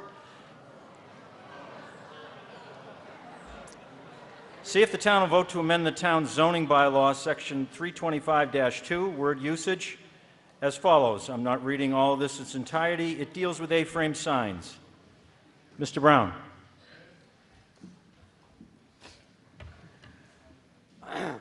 I move this article be accepted and adopted as printed in the warrant. Second. Pass it. The motion was, if you didn't hear it, that the article be accepted and adopted as printed in the warrant. I need a planning board report. Mr. Joyce. Thank you, Mr. Moderator. Yes, the Planning Board held a duly posted and noticed public hearing on this proposed zoning amendment, again on March 12th, and the board voted unanimously to recommend this article to the town meeting. Just need a copy of that report. On its way. Thank you. Any debate on Article 24? Looks like you're ready for a vote. I'm getting the report. The motion is accept and adopt. It requires a 2/3 majority to pass. All those in favor of the motion as read so signify by saying aye. Aye. And those opposed by saying no. The motion carries. I'll now entertain a motion from Mr. Costa. I move that we adjourn tonight's town meeting until tomorrow night at 7 o'clock. is a motion to adjourn the town meeting to tomorrow night, 7 o'clock here. All those in favor of the motion so signify by saying aye. And those opposed by saying no. Meeting's adjourned. I'll see you tomorrow night, 7 o'clock. Thank you.